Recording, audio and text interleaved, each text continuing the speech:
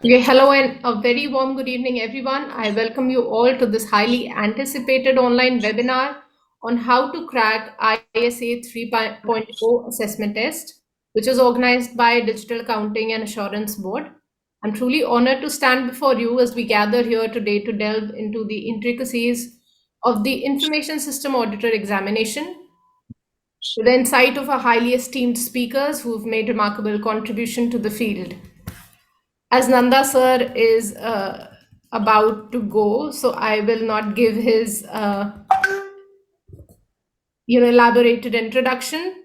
So just to brief about Nanda sir. Madam, please permit me to speak for a second. I have to just give my best wishes to the students who I'm on the airport going to Raipur.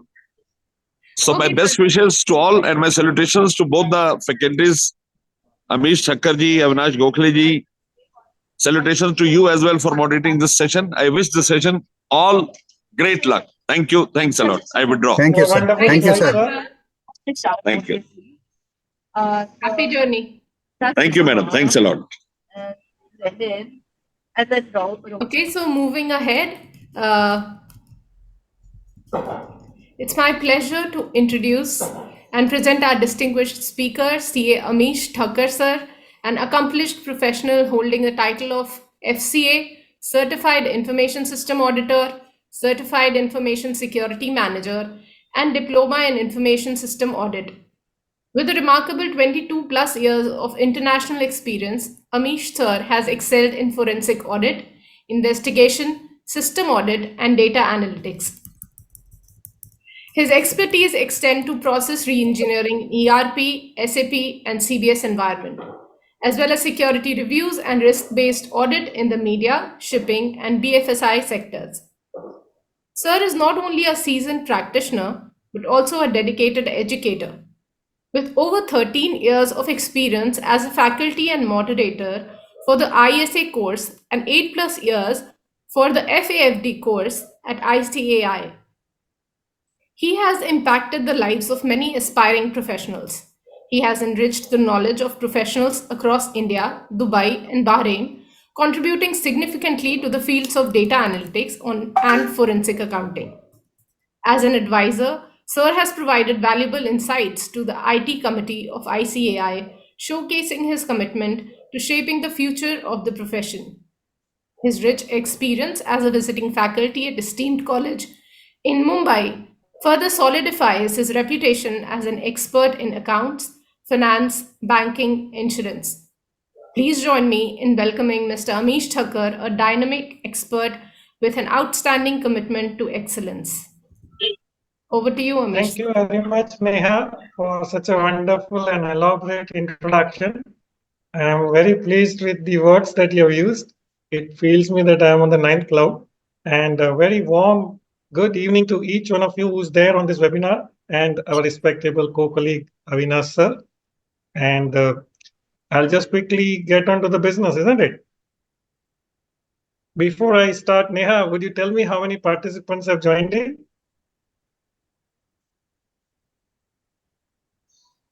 I think I am not able to see the participants. Okay.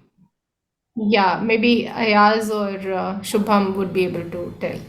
Participants are on a different platform. You can continue. Okay. They are watching you. No, just the reason behind asking is that more the participants, better encouragements we get. Nothing more than that. Okay. So friends, exam is round the corner. And here we are today taking you through how to crack ISA 3.0 assessment test. Some disclaimers here before we begin. Everything that I'm going to share is my own view. And these are designed, the entire presentation is designed keeping in mind that you clear your exam. If you are giving it a first attempt, you just clear it in the first attempt. And for that, the tools, techniques, the methods, these are all tested methods that I'm going to share. I have been sharing this with the students, and in the past, the experience has been that those who have followed, the probability of winning in the exam has increased. So here I am going to share the same tools, methods, techniques, and hopefully it will work for you to clear your exam. Some of the facts with regard to exam, which you have already finished this milestone. So exam is on 20th January on Saturday from 9 a.m. to 1 p.m., which is 4 hours, 240 minutes. You have already finished your registration and hence you are attending the webinar, right? So I'll not dwell much here. For those of you who have not got any clarity so far, the examination is offline, but you have to physically visit ICAI Center and give the exam in an offline mode. Exam is going to be for 200 multiple choice questions. Time is 240 minutes, which is 4 hours. Passing requirements is 60% simple average in aggregate. So you have to provide correct answers to 120 questions. And the good thing is there is no negative marking. Okay, so these are some of the facts that you should know with regard to exam. I'm sure many of you would know this, but it is always good to know this just when the exam is around the corner.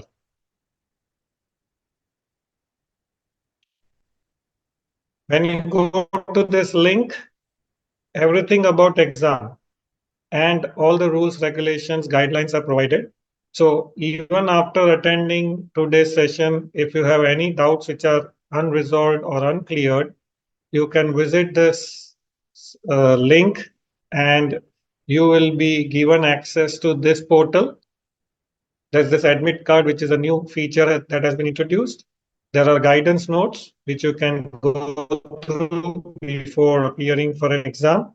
This is a good read. You can just spend some time, get 100% clarity with regard to all administrative stuff that you need to know with regard to your exam. Okay. And of course, our DAB officials are always available to help you. So these are their coordinates, which is hosted on the website. You can connect with them on these numbers, or you can write an email to seek any clarification with regard to AT exam.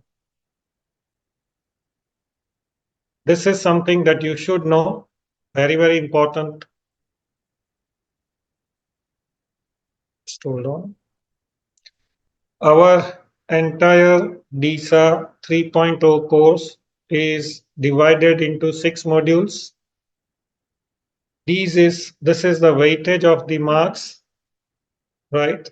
So if I have to take you through the number of questions which are being asked module wise, so you will have 36 questions out of 200 coming in from module 1, 32 questions from module 2, 36 questions respectively from module 3 and 4, 44 questions from module 5, and 16 questions, which is 8% weightage, is given to module 6.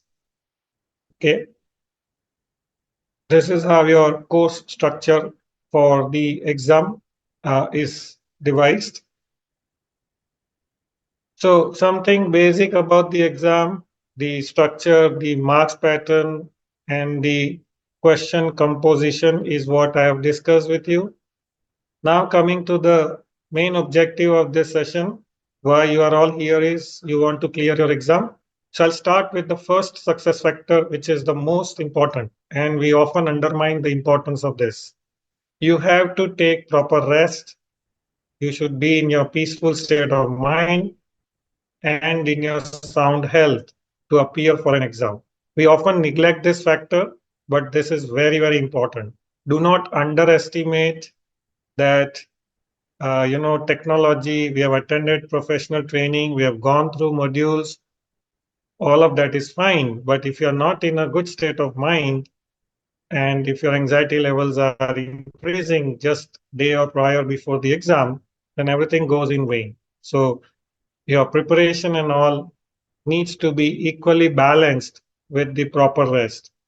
And I know the life of chartered accountant, being myself one of them, we have so many distractions, plenty of work that we do simultaneously, a lot of multitasking that we engage in. It really needs some sort of a dedicated effort, and you're just a week away.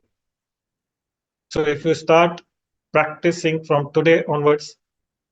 By the time the exam comes, your mind will reach at the peaceful state. And everything that we are going to discuss today, the way forward, the tools and methods, if you apply them with a peaceful mind, you will get a better result.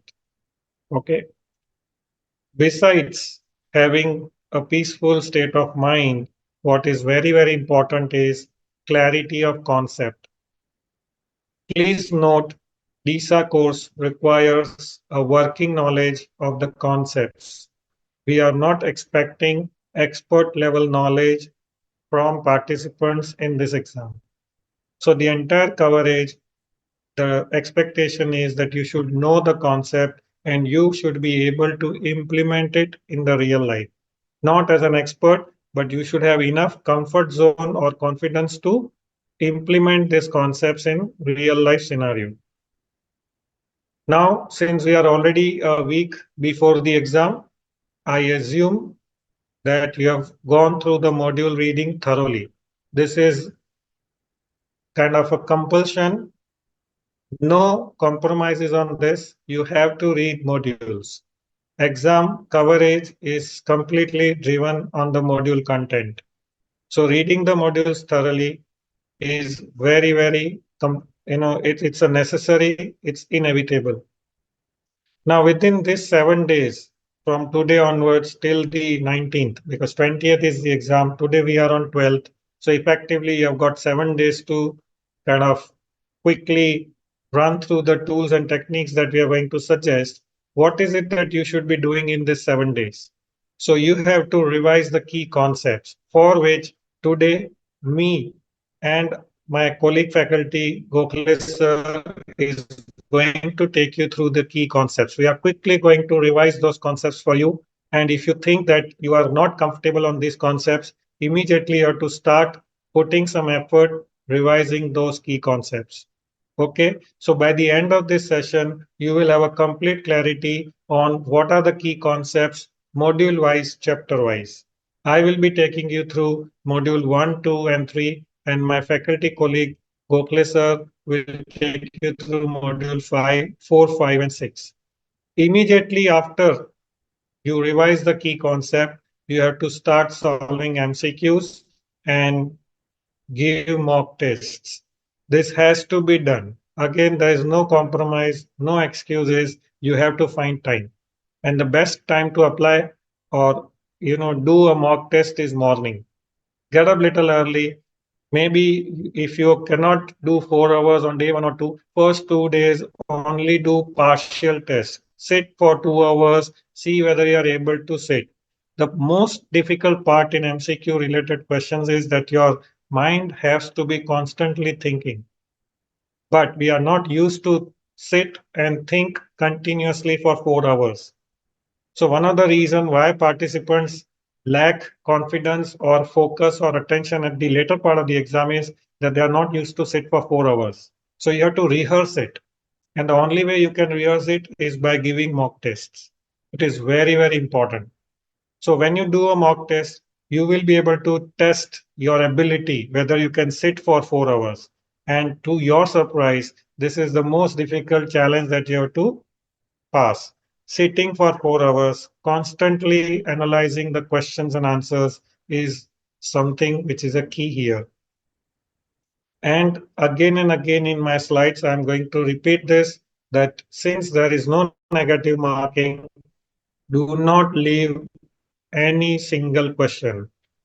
Yeah, even if you don't know the answer, just go with your gut feeling, but do not leave. Maybe there is a probability of 25% that you may end up choosing the correct answer. Okay. Now I'm going to share the secret of passing ESA 3.0.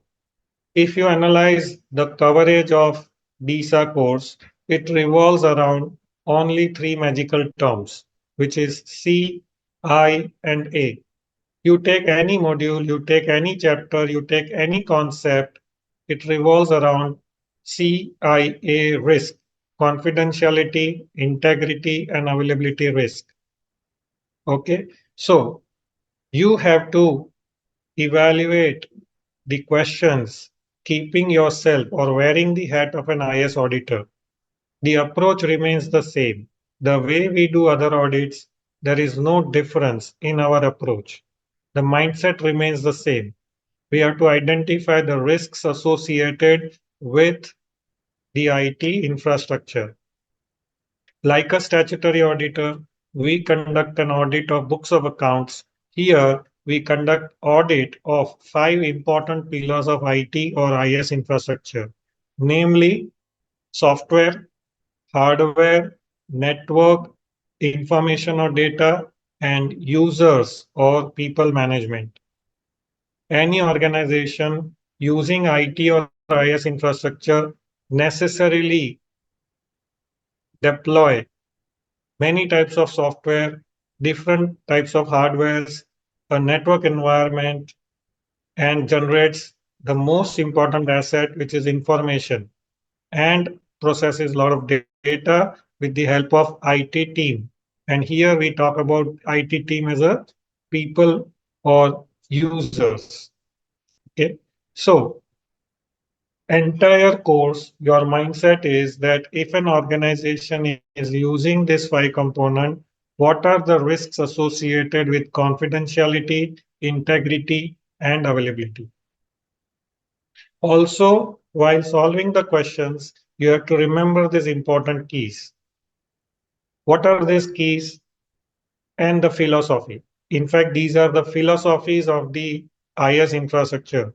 Today, organization expects these things from the IS investments. Any single penny invested into these 5 components should have an alignment with the business objective. So if an organization is buying a software, hardware, setting up a server, or going for a cloud, or introducing any security measure, it has to align with the business objective. So when you're checking the questions and looking for a correct alternative, keep these philosophies in mind. Trust me, it will help you to solve at least 20% of the questions. Some or the other way, the questions revolves around these philosophies. Then IT has to have a strategic focus. Long-term vision, mission, goals of the business has to be aligned when any investment is made in the 5 components. Very important is IT is not an enabler. IT is just a facilitator or a driver of the business. When you sit in the car, you have to tell the driver where you want to go. Driver on its own cannot take you there. IT is just like a facilitator. It's a back-end support. On its own, IT will not generate revenue. And every business organization has only lone objective of making profit, unless it's a non-profit making organization. Everybody here is to make profit. So any single investments in software, hardware, network, storage of information has to have a positive ROI. So think like this, and you will be amazed to see how easily you will be able to solve the questions in your exam. So the line of thought is very, very critical. So put together, I feel if you follow these success factors, your probability of clearing exam will be very high. So now, after understanding the success factors, let me tell you what to do before exam. So I was going through your exam schedule and working out the timetable for you. So how would you schedule and manage your time? We have 7 days to go for an exam. So as I told you, you have by now already reviewed the modules. You have already gone through the modules in great detail. So there is no time left now for you to open the module and start reading. Okay. I may be giving you the facts, may sound like scary, but if you have not gone through modules by now, you will have to put in really a lot of effort. Yeah, you will have to have an extraordinary luck to clear the exam, because by now, 7 days to exam, you can't expect to start reading. Okay. Now, within 7 days, what all you can do? So again, the 3 things: revision of key concepts, solving MCQs, and finally giving mock tests. So how would you do? Take module 1, for example. Spend entire day on the module. Based on the discussion that we are going to have today, I will give you key concepts on module 1, 2, and 3. Go through these key concepts, one module per day. Okay, and I'll also tell you which are the chapters within the module which are going to be very, very important for exam. So you can expect more questions from those modules. Okay, so take first module, go through key concepts, solve MCQs, and give mock test. Now the key for mock test is that do it tomorrow, next day in the morning. So study module 1 today, next day morning, sit for 2 hours, give module 1 mock test. Sorry, mock test will be for all the modules. So just go ahead and give. It's okay if you are not able to, comfortably solve the questions of other modules.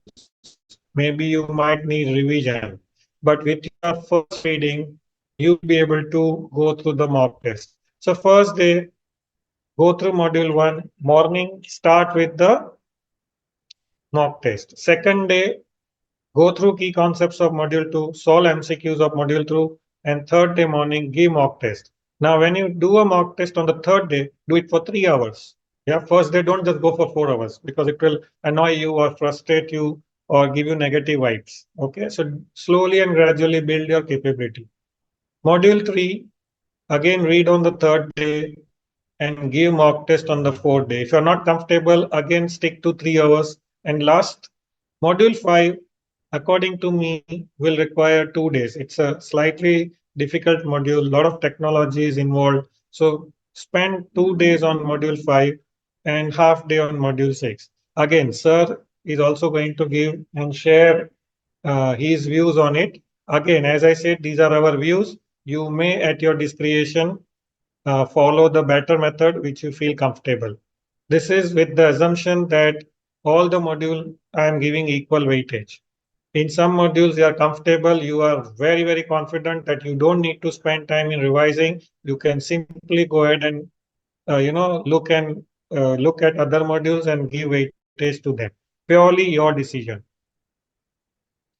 Now, how would you study? This is what exactly I have told you, right? Now, after you do this, when you are doing solving of MCQs, what is it that you should do? This approach is very, very, very important. So after you have revised the concepts, when you're solving module level MCQs, level, okay, if you give the right answer, don't be happy. Yeah, it may be out of luck or it may be because your thought process resulted into the right answer. But when you read the explanation given under every question, that will reconcile your understanding. It might so happen that you have ended up giving the right answer, but your thought process was a bit different. So even if your answer is right, do not miss reading the explanation. We have given you explanation under every question that why this answer is correct.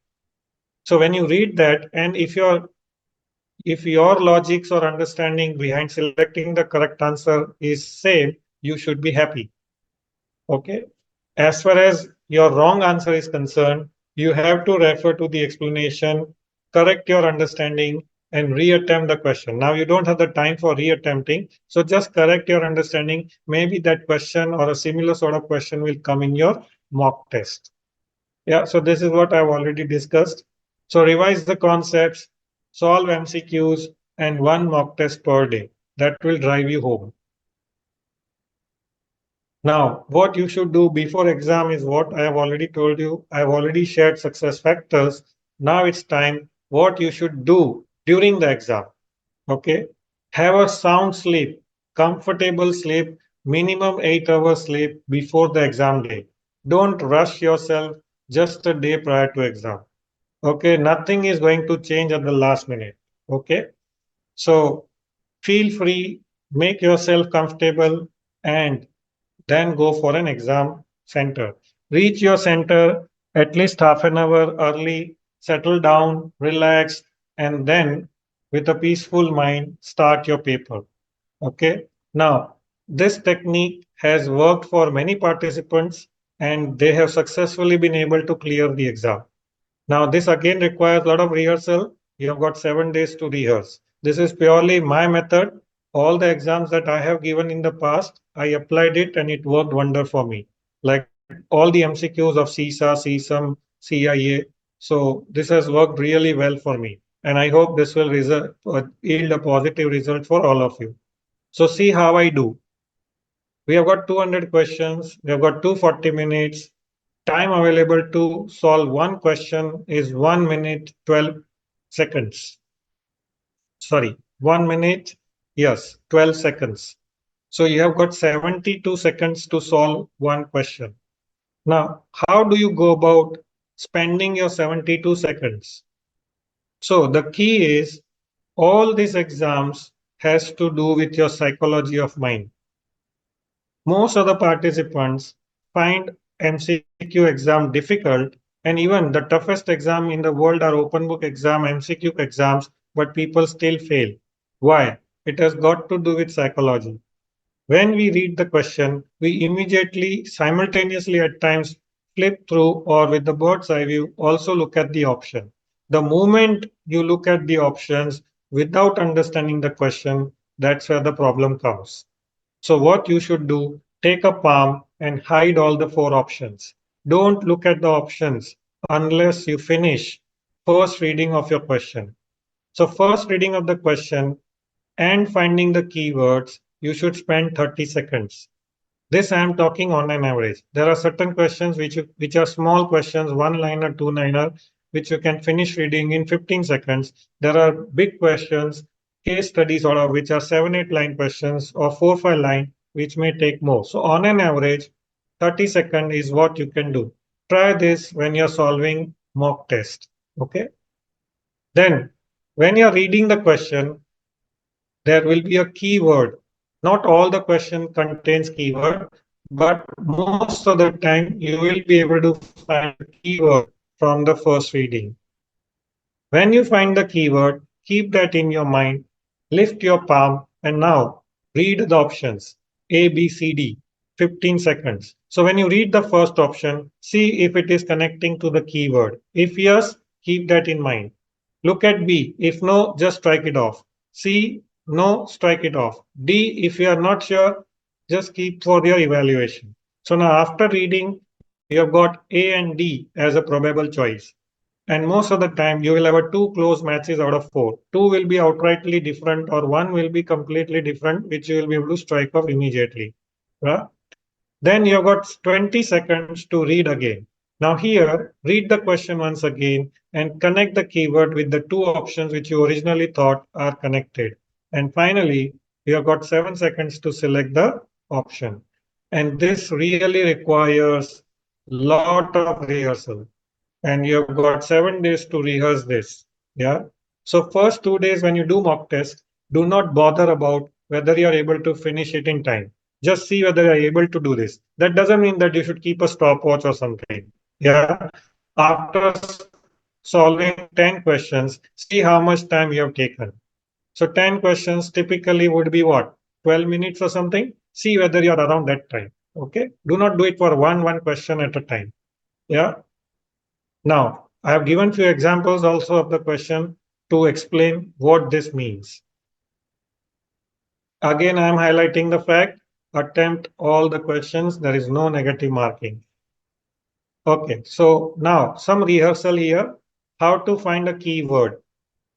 Considering the time constraint that I have to finish within 1.5 hours, I have highlighted the keywords on my own, which you should have highlighted or identified when you have gone through the question. Now read this question for a moment. Which of the following control classifications identify the cause of problem and minimize the impact of threat? Now see, the minimize word is a keyword here. If because of this, the correct answer is corrective control. The one which identifies is a detective control, but the condition is cumulative. Not only identifies, but minimizes also. So how do you minimize the threat? By having a corrective control. If I rephrase the same question differently, see how it works. Same question, I've just changed the word. Which of the following control classifications identify the cause of a problem and restrict the impact of a threat? Now it only talks about restricts, so it's a preventive control. If I change the word to only identify, it's a detective control. So pay very, very, close attention to these keywords. I'm not saying that you will have keywords in all the 200 questions. Yeah. Look at this question. I'll give you 1 minute to read.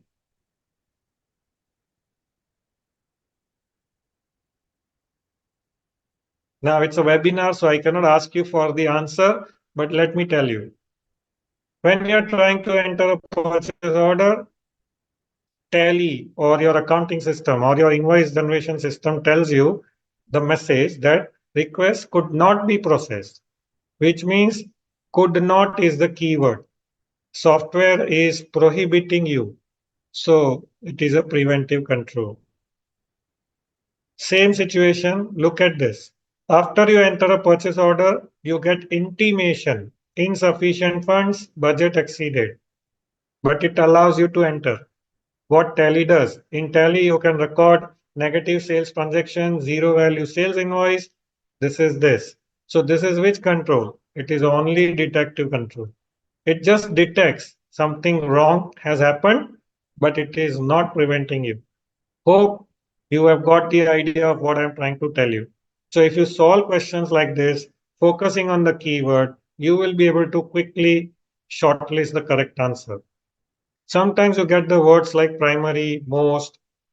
The philosophy here is, and if you practice more, you will be able to outline this trend that these words look for the option which has a wider scope. Okay. So again, considering the time at hand, I'm not going into the detail. I'm just giving you a few examples. Yeah. Look at this. Now see, this question is bigger one. It has got 4 lines. So you will take more time to read. Yeah, but it is a very interesting question. I want you to just pay attention here. Which of the following forms of evidence would be considered to be the most reliable when assisting an IS auditor develop audit conclusion? Now here the keyword is, see, all of them are good evidences. All of them are evidences. But the question is not asking as to are they evidences or not. Question is asking you most reliable. And when it is most reliable, when you want to conclude something. When as an auditor, I want to put an observation in the report of the 4, which one I would rely the most. So again, if you read them, the one stands out, which is an external confirmation. So a confirmation letter received from a third party. So we have already learned as an auditor, internal evidences are not superior to external evidences. So we prefer external evidences over internal evidences. So instead of relying on management declaration or some management certifications or representations, you rely on the third party, isn't it? So when the word is most reliable, it is external. Maybe you will have something more important internal, better than this. But because the keyword is this, the correct answer is this. Okay. Look at this. A manufacturing company has implemented a new client server system, ERP. Local branches transmit customer order to a central manufacturing facility.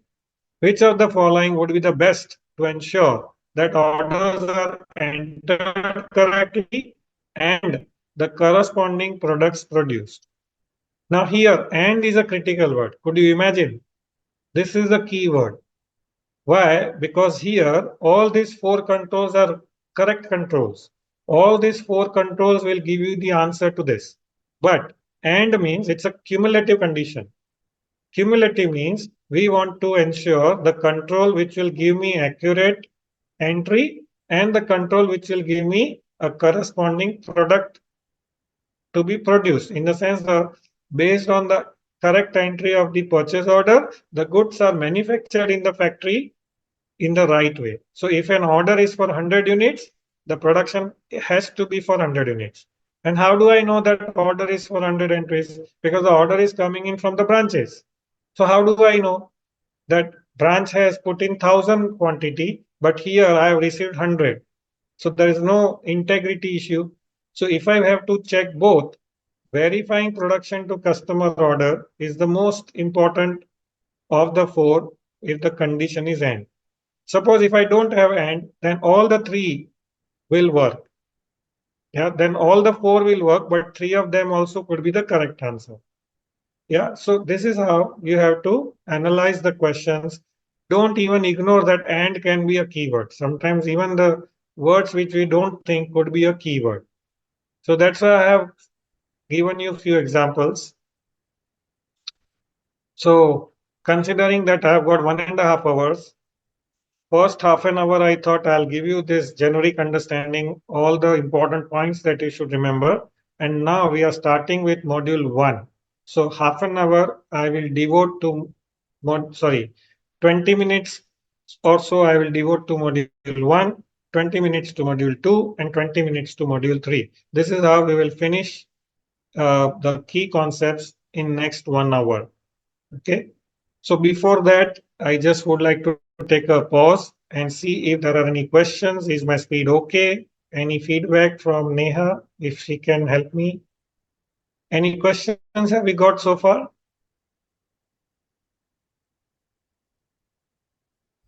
I'm checking, sir. Yeah.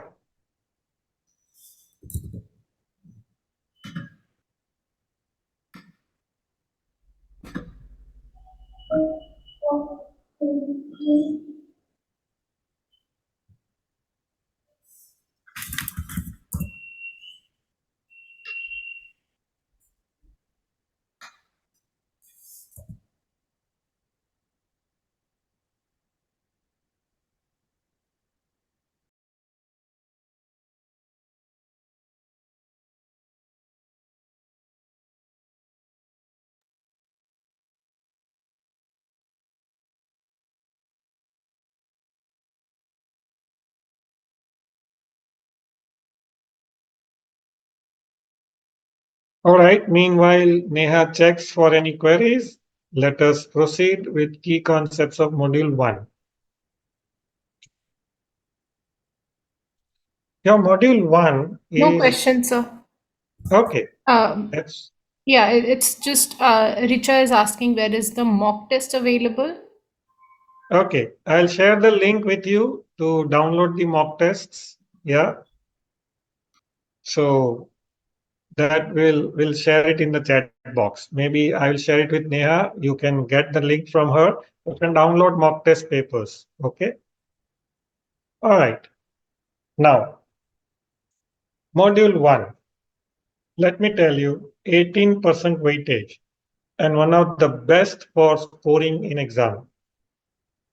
Everything that you know about audit applies in this module also. What has changed is instead of applying these tools and techniques on books of accounts, we apply the same tools and techniques, same bent of mind, same analytical skills on software, hardware, network, information, and user department of IT. That's the only change. And past indicates that participants are comfortable reading this module, and you have to take this as a low-hanging fruit. Score maximum out of this. Yeah. So 36 questions, you should target to finish them and score maximum from here. That will help you to compensate for other modules which you might find it little difficult.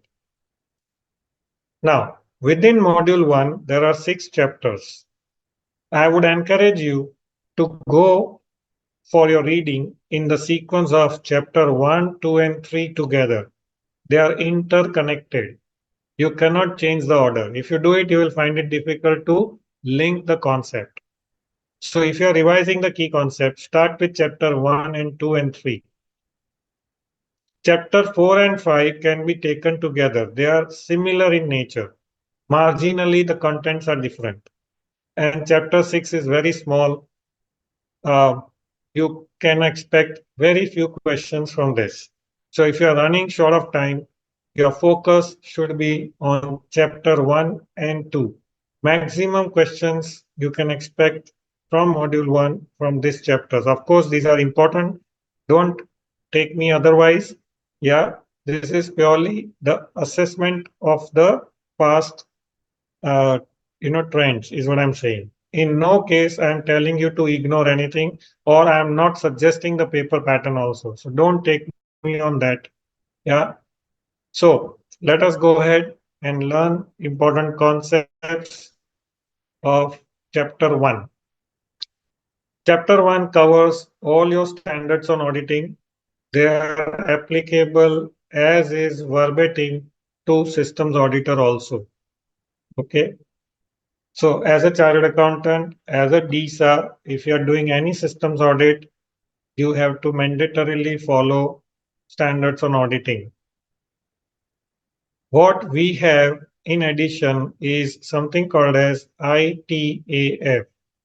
These are again the standards issued by ISACA, one of the premier organization offering qualifications in technology domain. They have also come out with similar to standards on auditing, the auditing standards or the framework for conducting systems audit. So this ITAF will come in subsequent modules also. Module 1, we have just given the brief introduction. Then we have given you some basics about IS audits, auditing around the computer, auditing with computer, through computer, very basic, read through and you will understand. Throughout module 1, 2, and 3, a lot of emphasis is given to risk. And this is our domain once again. We are the best professionals in the industry who can assess the risk in the process. We understand the client business. We understand the commercials of the client. We understand the regulatory framework, and therefore we are the best professionals to assess the risk.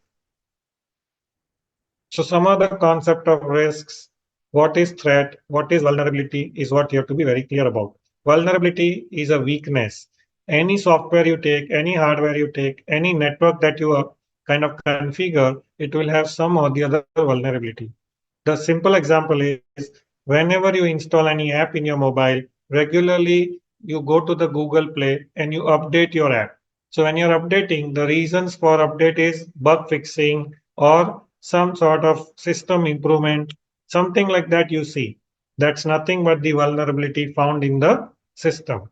So if you go to the CERT-in website, you will see a lot of vulnerabilities posted for even the softwares, hardwares, and the network components. Recently, Google Chrome was exposed to the most critical vulnerability, and it is Google Chrome needs to be updated. So this is there in the public domain.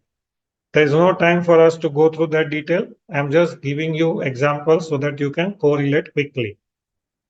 Then you need to learn that the task of managing the business risk is of those charged with governance. One of the risks which businesses have to manage is an IT risk. Again, it is the responsibility of those charged with governance. What is our responsibility? We have to assess whether the entire risk management process takes care of IT risk. Now, if in nutshell I have to explain the philosophy, the objective behind risk management is to reduce the IT exposure to within risk appetite and risk tolerance. And for doing that, management designs lot of controls. And what is the job of risk assessment? Evaluate whether controls meets the objective of reducing the IT risk within the risk appetite. Every control, friends, has three objectives. Okay. One is the efficiency of the process. One is fiduciary, which is regulatory compliance. And third is bringing in the CIA risk to minimum level. So when as an auditor, you are checking any control, three things you have to check. Three things. One, whether control exists. Second, whether control existed throughout the year. And third, whether control meets the objective of bringing down the IT exposure on CIA front within the risk appetite. Okay. So most of the IS audits are risk-based audits. What is Risk Universe? Is a comprehensive list of risks which our hardware, software, network information is exposed to. Even people pose risk to the organization. Then there's a concept of risk owner, process owner. This is again coming back in module 2. So I'll be discussing there in detail. Then audit risk. Few questions you can expect on audit risk. Audit risk is a sum of inherent risk plus control risk plus detection risk. So if a question comes, okay, with regard to some risk, say a control risk, but the option, there is nothing mentioned about control risk, but the option mentions about audit risk. So select that as an option. Okay, this is the inferred answer. There is no direct answer given. So even if you know the definition of control risk or inherent risk, but option is not there. So don't think that the answer is wrong. Look for the broader option which covers this risk. So the broader option is audit risk. So select that option. Many a times participants think that the answer is, the question is correct, but 4 options are wrong. So it's not like that. As I told you, to reduce the exposure of risk, organizations design preventive, detective, corrective, and compensating controls. Now, module 1, very, very important. We audit controls. Controls are of 2 types. Please remember, throughout your modules, controls are of 2 types.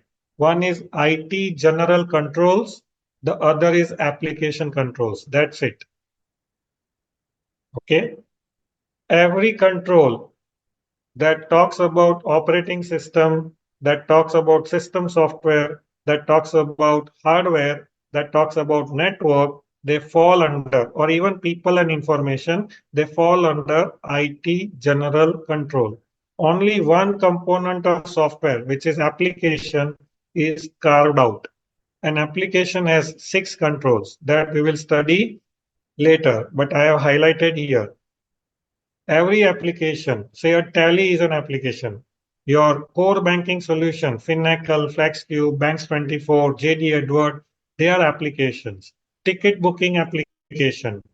Then your payroll is an application. Inventory management is an application, right? Bank reconciliation software is an application. Even your audit documentation that you're doing, the software that you're using for filing or uploading income tax return is an application. So these application, friends, has 6 controls: input control, process control, output control, boundary control, data file control, and existence control. So if the question comes in exam and is referring to boundary control, choose the option which highlights the confidentiality risk. Similarly, file security control talks about integrity of data. Existence control talks about availability risk. This is how you should be able to understand this concept. So this slide, I tried to highlight key concept of module 1, chapter 1. Let's move on to chapter 2. I am focusing more in chapter 1 and 2 because a lot of questions you can expect from these 2 chapters. Chapter 2 is how do we go about doing an IS audit? Okay. So there are 3 phases: plan, execute, report. Again, nothing new. This is the same approach we follow in any form of audit, be it a statutory, process, compliance, risk-based audits, internal audits. Approach remains the same. Now, at the planning stage, you should be doing what? First, look at the audit charter. Audit charter is a comprehensive document proposed by the audit committee, signed by the board of directors. What it outlines the roles and responsibilities of the audit committee, roles and responsibilities and duties of the audit department. Okay. It also contains the annual audit calendar. How many audits of what infrastructure is what you're going to conduct. Then you should collect audit engagement letter. What audit engagement letter should contain? Clearly stated objective and scope. Within scope, not only restrict your scope to computing facility, that is this 5 components. Your audit scope should also look for cooling and air conditioning facility, electricity, and telecommunication. Controls around that can impact your CIA. Now you must be wondering that we need a working knowledge and we are not experts in these 3 domains. So no need for you to go in detail. You can hire an expert or seek some declarations or certifications or AMC contracts and just do a basic check. You're not expected to perform technology related advanced checks here. Okay. Then at the planning stage, after you go through this engagement documentation work, you will start commencing your audit. On day one, you cannot do an IS audit. You can do stat audit well in advance. You can do compliances audit, tax audits, GST reviews, because you have a subject matter knowledge. But trust me, friends, you cannot start an IS audit on day one. Even with so many years of experience, we still don't start audit on day one.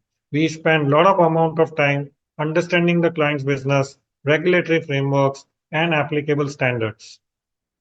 We also collect, if they provide the network diagram. Most of the time it is proprietary to them, but we have to go through, understand the entire architecture, and then decide the key areas based on the scope and objective where the focus needs to be. If I have got 500 servers, doesn't mean that I'm going to audit all the 500 servers. If I have got 30 applications, doesn't mean I'm going to audit entire fleet of 30 applications. I have to look at I have to categorize them into some priority. So reviewing the diagram will help you collect copy of IT policies and SOPs, yeah, organization structure, then review past year's IS reports and specifically look for any adverse remarks, meet with key stakeholders, and if possible and if required part of your scope, visit data centers and computing facility. This is very, very important. It may take a week to 10 days to a month also. But unless you are thorough in your pre-audit commencement work, trust me, the quality will not come out of your audit. You have to spend a good amount of time on pre-audit commencement work. Then comes the second phase, which is execution. Test the IT general controls and application controls. How do we test? What are the methods that we'll study in subsequent modules? So on module 1, we have not gone into the detail. The only coverage that we have is compliance and substantive test. This is what you've already learned. Yeah, compliance test is a test of controls. The outcome of compliance test will determine how much would be your sample size. If the outcome of compliance test is that the controls are strong, the 3 things you remember, which I told you to check, whether control exists, it has existed during the audit period, whether it is effective and mitigating the risk. This is what you're doing here. And if your outcome is yes, control exists, it existed, and it is effective, you will end up choosing small sample size during your substantive test and vice versa. Then there are sampling methods available, which you will study later. Then assessment of effectiveness of the control. Control is very high, medium, low, negligible. If the control is negligible, your substantive test will be exhaustive. If it is very high, it may be very minimal. Then you keep collecting audit evidences. IT Act 2003. Yeah, sorry, IT Act 2000. It is not income tax, it is information technology. So Information Technology Act 2000 accepts electronic evidences in the form of soft copies as a valid evidence. So not always you have to take printouts. A lot of time you will do audits based on the logs. You will retrieve the logs from the applications and you will be conducting audit. So thousands and thousands lines of raw items of logs you will be reviewing. No need to print them. Electronically you can save them. Now, based on the evidences and your audit documentation, you will end up with the reporting. Start with executive summary, have a comprehensive audit report, and keep your entire audit process and working paper in the file. This can be in the soft format as well. So that's your module 1, chapter 2. Now come to module 1, chapter 3. So while conducting an audit, during the execution phase and during reporting phase, you will end up using the tools and techniques. So everything about CAD tools, everything about the softwares available, is given in chapter 3. You may expect few questions on this. Now, considering the time, it is not possible for me to explain each and everything. But please, if you're attending to this actively, note down that you have to revisit this. Read this once again. You don't have to memorize. You have to just read it once. Okay. Few questions you might expect on these. Okay. So this is module 1, chapter 3.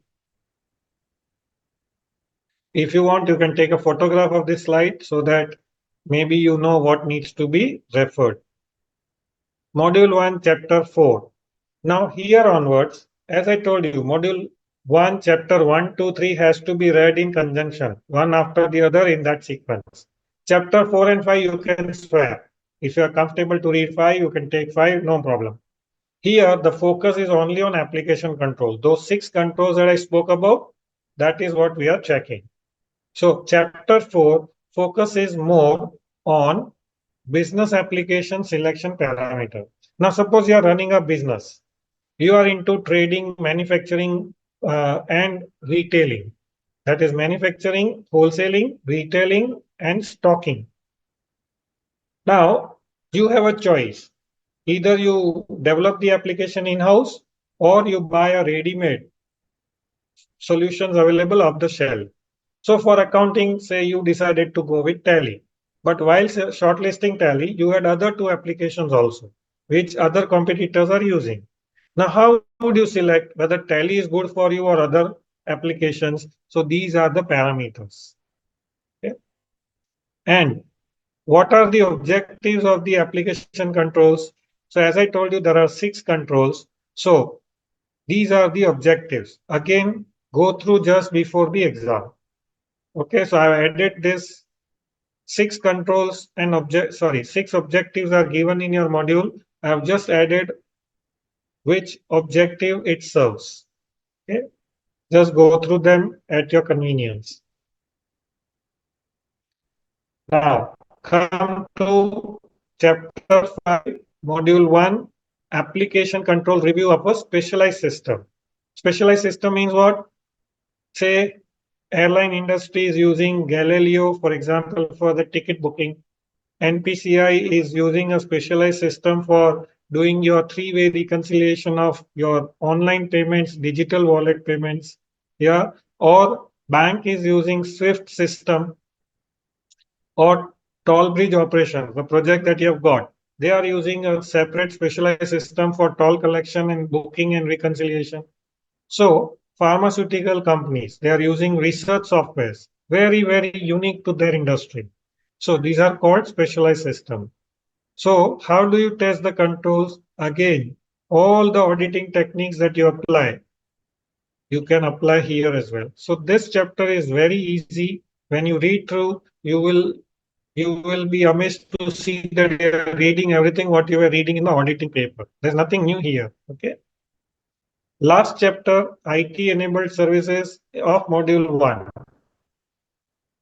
So here we have tried to give you a perspective as to, as an IS auditor, not only you can do an IS audit, but you can render services in these domains. You can help your client drafting IT security policies. Okay.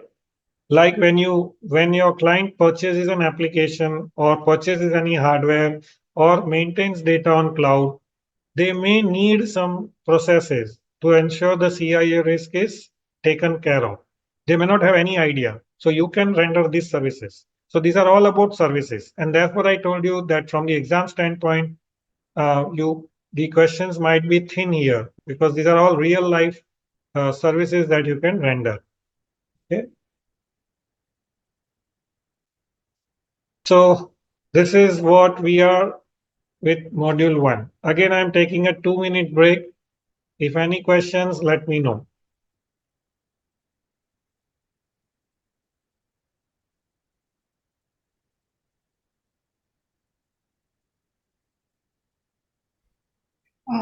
No questions, sir.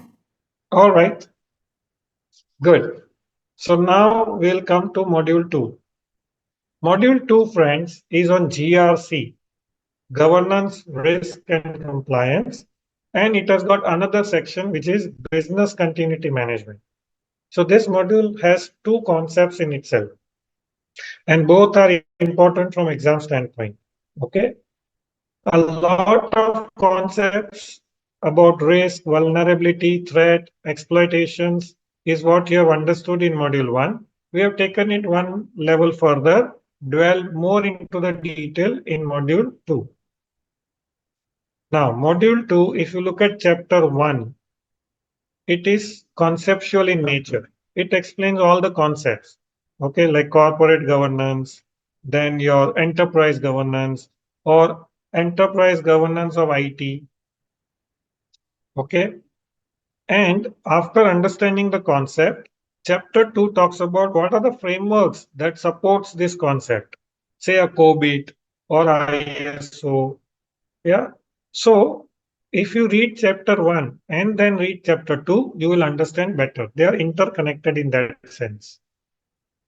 Chapter 3 is independent in the sense that for an organization, those charged with governance, how this enterprise governance of information and technology helps them to manage the risk.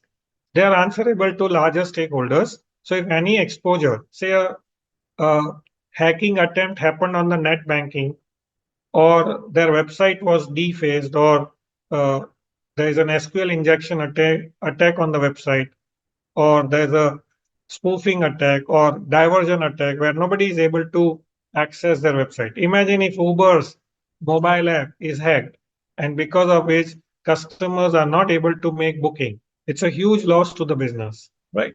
So here, governance ensures that these sort of risks are taken care of, and how. Then, most important is chapter 5. So if I have to give an importance in the module 2, if you are running short of time, then you should give emphasis to chapter 1 and 2, read chapter 1 and 2 together, then immediately shift to chapter 5. This is the most important chapter. Do not ignore it. And I am giving order of preference because you have limited time. Many of you may not have even completed module reading. So in a limited span of time, if you want to score more, go in this fashion. Read this too and this. Maybe you can start with this and then switch to this and give less importance or last priority to chapter 3 and 4. So in the order of preference, the least comes to chapter 4. This is again my personal opinion. It's a disclaimer that do not vouch everything what I'm saying as correct. This is purely my assessment of the paper. So if you qualify, I will take the credit. But if you follow this and if you don't, then I am not in for that credit. Okay. On a lighter note. Okay. Module 2, chapter 1, key concepts. Here we are talking about corporate governance. Now, please understand, friends, again, it's a very, very simple thing. Governance is very big. Okay. In an organization, friends, IT is not the only domain which management at the senior level has to manage. They have to manage the entire business. It's like parents having 10 children. IT happens to be one child. Now, parents cannot afford to only focus on one child. They have to give weightage based on the condition of the child. Okay. Now, as the child grows, becomes elder, the focus goes less. And the more focus goes to infants and the adolescents or the ones who are growing. As and when you gain maturity, the control is less. Right? So the same philosophy applies here. Management has to manage the entire business. So governance has to be at the organization level. Now, the problem here is that stakeholders, regulators, and other entities which are dealing with an organization, they want that management, those charged with governance, they manage the overall risks of the business, including IT. Now you tell me, friends, whether management has any visibility of IT. Do they know this technology? Are they expert in this domain? The answer is no. They are good at their business. Their expertise lies in their business. IT is a driver. It is helping them to achieve their objective. But the regulators, stakeholders have casted the obligation on them. Now they have to do something for which they have no idea. So what they can do? They can hire people. They can hire somebody like CISO, Chief Information Security Officer, or CIO under the CEO. And then they will have a team of people taking care of these 5 components. But ultimate accountability of governance lies with the top management, those charged with governance. So they have two options. Either they appoint people and get their obligation done through them. Second, they may say, okay, instead of reinventing the entire governance framework, can I borrow it readily? So the answer is yes. From where do I borrow? So you have COBIT, you have ISO, right? You can look at them, you can customize them and adopt to suit your business requirement. So it is like a Google map. Instead of me searching for the end route, I want to go to the destination B. I have many ways. So instead of finding the route on my own, I turn on Google Map and I just drive through. So COBIT and ISOs are like that. They are frameworks available which an organization can adopt and comply with the requirement of enterprise governance. All right, so some of the steps for implementing the enterprise governance of information and technology are given in your module 2, chapter 1. Okay, the philosophy here again is the key that I gave you at the beginning. IT strategy must be aligned with the business strategy, and that's the sole objective of governance. Okay.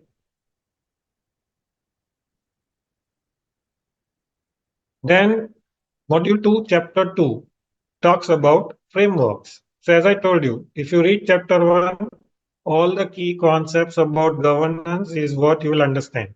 See here, establishing IT strategy committee, steering committee, having IT policies and procedures, defining roles and responsibilities, what is the role of senior management, what is the role of people who are implementing it, that is CISO and CIO onwards. All this conceptual understanding is what you will get in chapter 1. Chapter 2, the frameworks available as a ready-made solution. Okay. Some of the components of IT Act is also provided here. You can browse through it. Okay. Again, the risk, what we have learned in module 1 comes back here.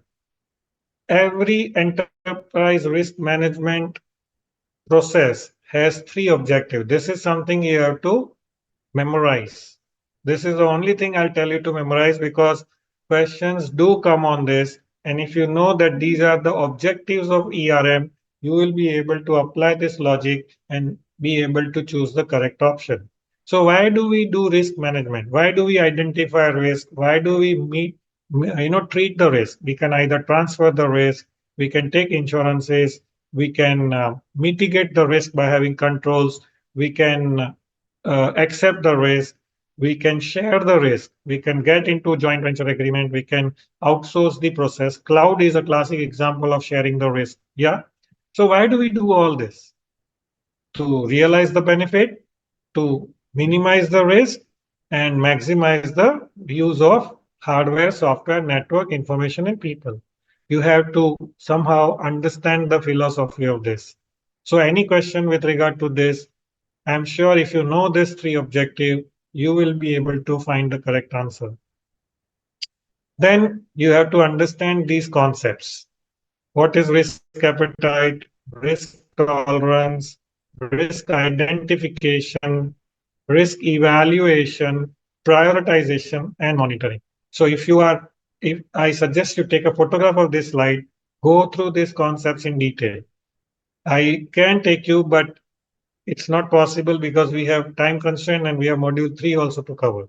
but just read them. You will be able to understand better. Then coming to, so now I will also go in the order of preference. I will come back to this chapter 3 and 4 little later. I want you to focus more on chapter 5. Most important, many questions you will be able to, many questions you will expect in exam on chapter 5. And why? This is the most important aspect for any business. The whole objective of business is to earn profit. If some disruption happens to the business, and if IT is not able to support the business in the rough time, what's the purpose of IT? Yeah. So business continuity management is always at the top radar of every senior management, and therefore focus is there in exam. You need to be extremely clear on each and every concept. So if you are really running short of time, I would say module 2, chapter 5 is the first thing that you should do. Solve all the questions available of chapter 5 to gain a lot of confidence. Okay. So chapter 5 talks about what is disaster. Okay. It can be natural or man-made. Then if the disaster happens, what process one has to follow? So there is a concept called emergency management team. This team's job or the team is entrusted to take care of immediate recovery and the longer term recovery from the disaster. So the task is divided into immediate, mid-term, and the long-term. These are specialized group of people properly trained to deal with the havoc or the stressed situation of disaster. A lot of questions you can expect on incident management and incident. Yeah. So when an incident takes place, a proper, thorough plan has to be followed. First of all, the understanding of the reason behind the incident, the root cause behind the incidents. Okay, the exposure that incident has brought to the business. Exposure in terms of revenue, exposure in terms of goodwill, exposure in terms of operations, threat to the organization, so on and so forth. Then after understanding the root cause, that is what has gone wrong, which control failed, what happened, you will then assess the damage. Then the plan ends with the corrective action. Okay. Then minimum business continuity objective. This is a concept where every business has to have a set timeline that if the incident happens or if the disaster happens, how quickly we can recover out of it. What is the maximum loss that I'm willing to accept in case of disaster? And that will determine what are the sort of controls that I should put. Then maximum acceptable outage. For how long I can sustain, even if I don't recover from that damage or from that disaster. So that time frame has to be determined. So if I say that I have to recover within 15 days from the time the disaster took place, then I have to literally work. So this team's immediate task is that within 15 days, the critical business operations should come back to normalcy. Then recovery time objective, recovery point objective concepts you can go through. So chapter 5 has plenty of concepts and you have to be absolutely clear on them. These are the things you should know. Okay. Then contingency plan. Understand what is contingency plan. What are the components? So if an event happens, then how the analysis? Because to assess the damage, you cannot just go ahead like that. Sometimes the access to the premise is not available. Then how will you assess the damage? So there are methods, there are approaches to analyze the impact on the business. Then we talk about incident response plan.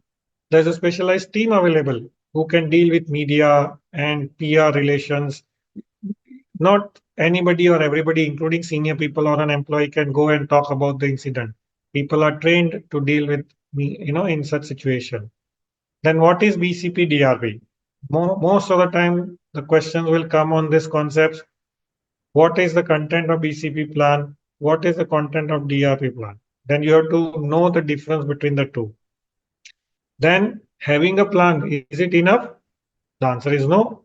Plan whether it is effective, whether it will really work when the event happens or disaster happens. So for that, testing has to be done. Yeah. When I take practical training, simply, if I have to give an example of this, I ask many participants, have you taken backup? They say yes.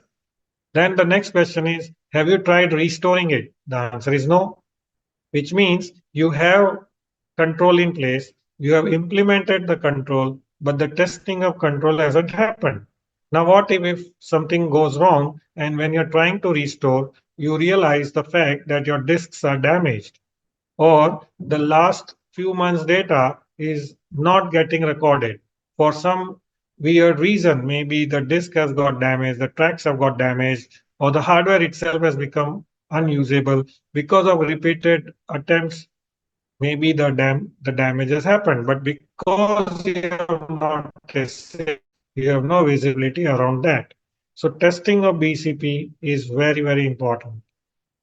Then the disaster happened, but as we said, the minimum business continuity objective, emergency management team, what exactly they have to do. So everything is written over here. Phases of disaster, disaster recovery phases, and the backups. Backup is the basic control which every organization has to have to come out of the disaster, okay, or to restore critical business operations in no time or within the turnaround time agreed. Okay.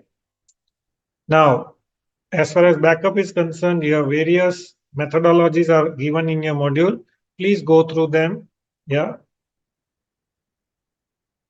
Then for keeping the backup, there are different types of sites which we have given to you.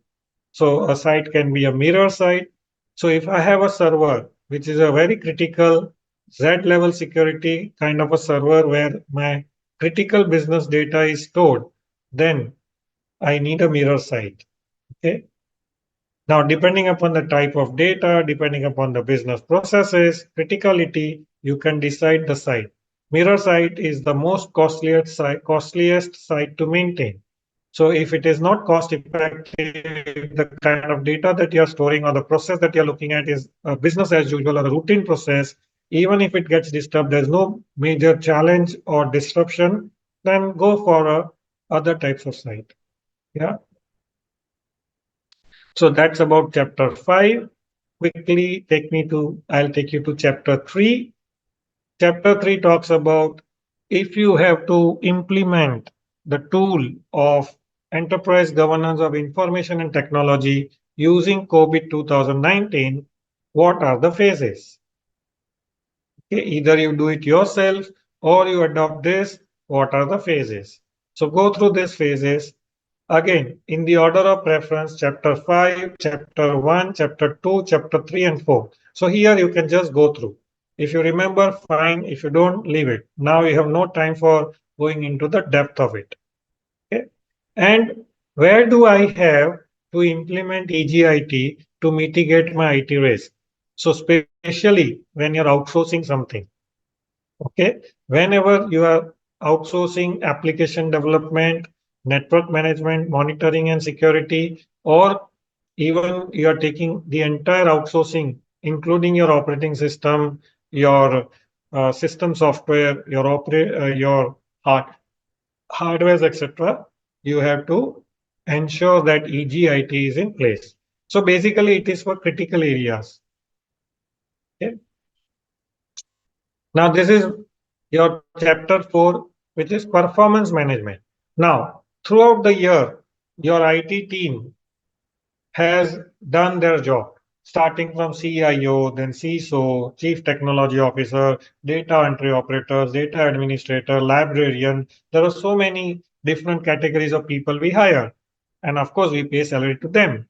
So how we know that entire job that they have done to manage the CIA risk within the risk tolerance and appetite and they have followed ISIT policies in spirit, there are performance indicators. So you have to give them clear-cut goals, performance indicators, risk indicators, and there are these scorecards available through which you can measure their performance. So you can give them annual ratings, bonuses, increments, or you can penalize them for not meeting the standards. When we design IS security policy for our clients, we put KPIs and KRIs in the policies.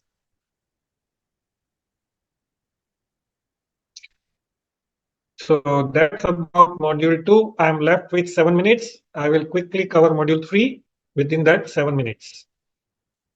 Module 3 again has two parts. One is SDLC and one is an application system audit. So if you remember in module 1, we have learned 6 controls: input, process, output, boundary, data file, and existence. Same 6 controls you have to really test in module 3. So how to test them is what is given in module 3. Module 3 has got 4 chapters. The 4th chapter is completely different. You can stand alone, refer this. Very scoring, easy to understand. So if again you are running short of time, I would strongly encourage read chapter 4 first. Solve all the MCQs. Okay. Chapter 1, 2, and 3, they have to be read in this order only. Don't change the order. You will not understand anything. Okay. Now, what is SDLC? System Development Life Cycle. Whether you are developing the system or you are developing kind of any application, you have to follow these steps. So let us go through this. Now, we have used the term project in module 3 very, very often. So every development of any sort, any change management of any sort is considered as one project. At any given point in time, in an organization, multiple projects are going on. So even, let me give you one simple example to clarify. Say we were using Tally. Now, Tally offers us accounting, payroll, inventory, and taxation. So right now, Tally is offering me service tax, VAT, and excise. Now these acts are abolished and GST, a unified act, has come in. So what Tally has done? Tally has changed their taxation module and brought in GST module. So that change is a project. You are moving from Windows 10 to Windows 11 is a project. You are moving from Windows to Linux or Unix or Ubuntu is a project. You are upgrading your server is a project. Everything is a project. You are bringing in new system is a project. You are discarding one application, migrating data to another application is a project. And the project has a duration. Project has different team size, different people's involvement.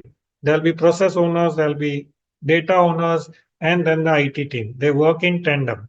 So these are the things you have to remember as far as project is concerned. So these are the concepts that you will learn in chapter 1. So how the project starts, how the planning happens, how the execution happens, and projects are sequences of activities. It is not one activity.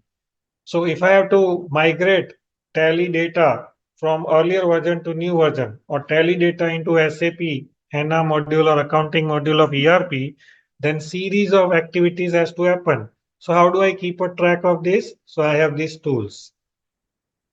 There are softwares available where you have to plot the activities and the timeline, and you will be able to keep a track. Largely used in constructions. Yeah, because constructions, there are sequence of events that takes place. So it is not easy to keep a track of the development. Some activities can work simultaneously, some can work sequentially. All that you have to learn in chapter 1. These are the roles and responsibilities of the people. Few questions you can expect. So if you don't have time, don't dwell much into detail, just browse through it. Yeah. Some of the important ones, one is DBA, one is data administrator, because this has got a linkage to module 4. Then So this database administrator, data administrator, security officer, user manager, and system analyst. These are the people whom you should review it thoroughly. You may expect few questions around it. Again, I'm not saying that questions definitely will come. You can expect. I don't know which questions will come. Okay. Module 3, Chapter 2. Why do we need LC and SDLC? What are its benefits and what are the different phases in which it happens? So again, if you logically go through it, you will understand better. First of all, the question needs to be asked is, do we need this change? Do we need this new application? So if I'm buying a new mobile phone, do I need that phone? Whether my existing phone supports my business needs. So similarly, any hardware, software, application, or any single rupee investment, do you need it? Feasibility study. Then once you decided, then you list down that from your new phone, what are the features you need? List down.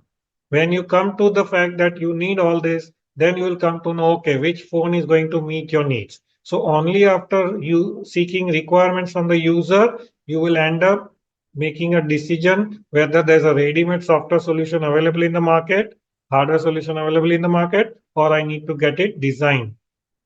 Okay. Then follows once buy versus develop decision is taken, then all the steps will follow accordingly. So this is the philosophy of SDLC. Then there are different models. If you're designing something, developing something, then there are different models. Okay. DevOps means development based on the operations. DevSecOps means here the focus is given to security first, then the operations. Yeah. So these are the concepts, just browse through it. I have 2 minutes left. I'm about to finish. Yeah. Software testing is an important concept. You have to compulsorily go through this testing. Questions will come on this. Yeah. So go through this black box, white box, gray box testing. What are these? Functional versus non-functional. You can test one part of the software, say Tally, for example, it has got different modules. So testing one module at a time, say inventory module, finished, then accounting module, finished, inventory module, finished, something like that. Functional test, positive versus negative. You put the test data, deliberately abusing the controls, put wrong data and see the system's behavior, negative test. Yeah. Performance test. So put certain number of transactions, see whether it generates processes the data within turnaround time. Like if the capability is 1,000 transactions to be processed in 10 seconds, whether it is happening or not. Performance is as per the turnaround time agreed with the developer. Stress testing. Yeah. Simultaneous users, how many transactions, how many users, like ICAI website. The day the results come, a lot of traffic comes to the ICAI URL. So whether ICAI's website is capable to handle that much traffic. So stress test, something like that you can go through. Then you can, test the software while it is getting developed. Okay. And this is most important. Change management process, go through thoroughly. Questions do come on this very, very regularly. That's your last chapter 4, application control. Again, the same 6 controls. You have to check on these criteria. Are they control effective, efficient? Do they take care of CIA? Do they take care of compliance needs? And are they reliable? As I told you, every control has 3 objectives. One is efficiency and effectiveness. Second is CIA. And third is compliance to the regulation. Today, bank says that KYC data has to be encrypted. So it's a control. So bank will take the encryption software as part of the compliance requirement. Okay. Finally, a very, very important thing. Don't forget, after all, you are a CA. If you have cleared CA exam, friends, you have that capability to clear any exam. The kind of effort that this exam of chartered accountancy needs. Yeah. And if you have succeeded, have faith in you. Yeah. This is just another milestone. You have already achieved success. You are now heading towards one milestone and many to go. Okay. So have a faith in you. With this, all the very best. I wish you all the great success in your exam. Over to you, Neha.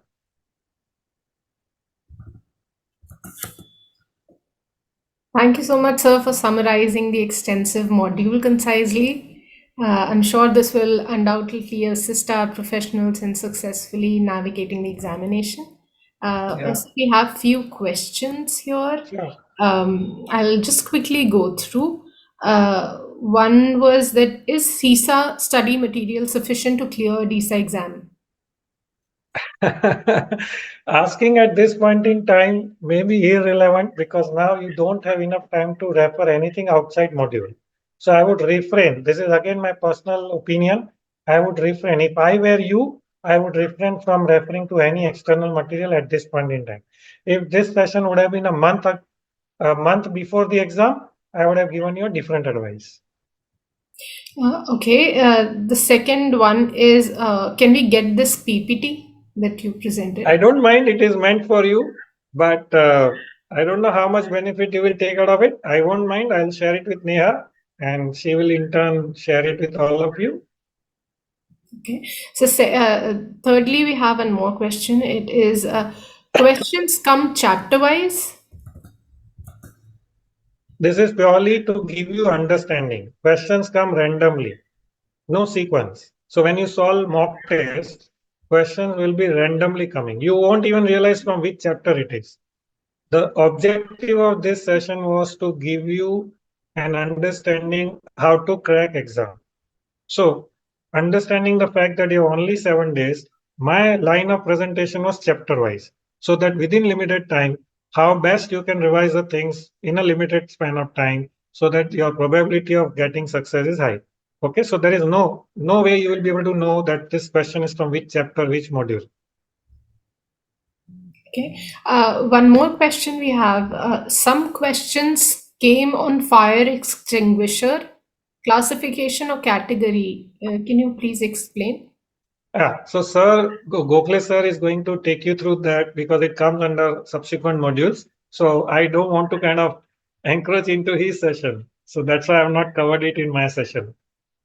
Okay. Thank you so much, sir, once again for covering all the topics quickly and in a summarized way. Thank you so much. My pleasure, and wish you all the very best. Cheers. Thank you, sir. Now moving ahead, with utmost pleasure, I introduce our distinguished second speaker, Avinash Gokhale sir. He's a highly experienced professional with a wealth of expertise, armed with BSc in technology from UDCT, which is equivalent to chemical engineering, and additional qualification in computer management, administrative management, and certified information system auditor from ISACA, USA. He's a recognized expert in this field. As a visiting faculty for the last 20 years, Avinash sir has been instrumental in conducting information security and audit sessions for the Institute of Chartered Accountants of India, ICACA Mumbai chapter for CISA courses, and Comptroller Auditor General for IS audit courses and COBIT standards. His past engagements as a technical expert for audit with the British Standard Institute highlights his commitment to the international standards. With hands-on experience as an ex-PCI DSS auditor and skill ranging from system audits to project management, Avinash Gokhale sir brings a diverse set of expertise. His extensive background in conducting information system and security audits for various sectors in India, US, UK, and Dubai adds significant depth to his profile. Please join me in welcoming Avinash Gokhale sir, a professional with an outstanding commitment to excellence in the realm of information security and auditing. Over to you, sir. Thank you, Nehaji, for your kind words. And without spending any time, because we have very limited time and my modules which I have to cover are quite huge modules. So therefore, let me, first of all, can you hear me properly and can you see the screen? Yes, sir, we can Screen hear is, you. We can, yeah. yeah, screen is visible. Yeah. So this was my introduction, which is already done. This is a disclaimer because I am also giving certain illustrations, and therefore I don't promote any product or I don't canvas any material or product or brand. So therefore, this is a disclaimer which is there in my slides. I will be giving you these slides also, so there is no issue on that. So this is the agenda. Syllabus for ISA 3.0 AT exam, which already has been covered nicely by Amish ji. Then there is some sort of a philosophy which is changing mindset, not much, 1 or 2 slides only. Since only 1 week is away, the exam is from today. How to study, I have given here. Maybe you can try this for 7 days, but Amish ji also has thrown enough light on that.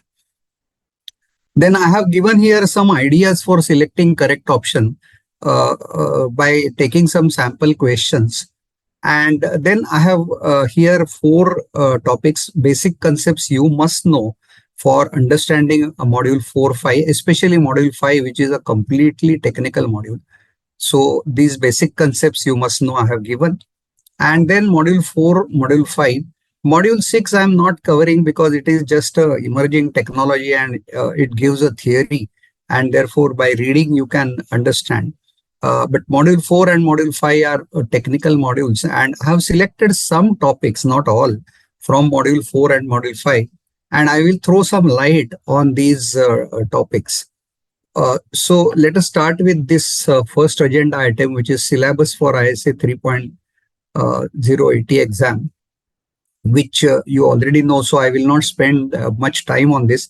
But what I want to bring to your notice here is that our syllabus is not only the 5 or 6 modules, but e-learning, whatever you have done in e-learning, okay, case studies and lab manuals, they are also included in our syllabus. So the questions can come on the case studies covered in all the modules and lab manuals covered in all the modules. So don't forget to read these also.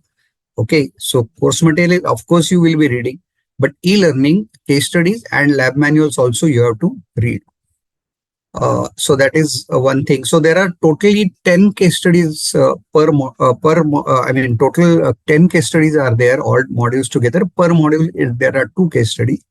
And per module, again, there are 2 labs. So there are in all 10 lab manuals.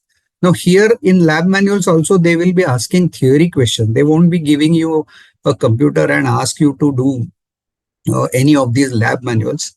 So therefore, these lab manuals and case studies, you have to just read and understand what is given in there. So this is our first agenda item. The second agenda item is about the changing mindset, and Amish ji has thrown some light on that. And the first thing is very important. Please be sincere and committed, same as when you were during CA exam.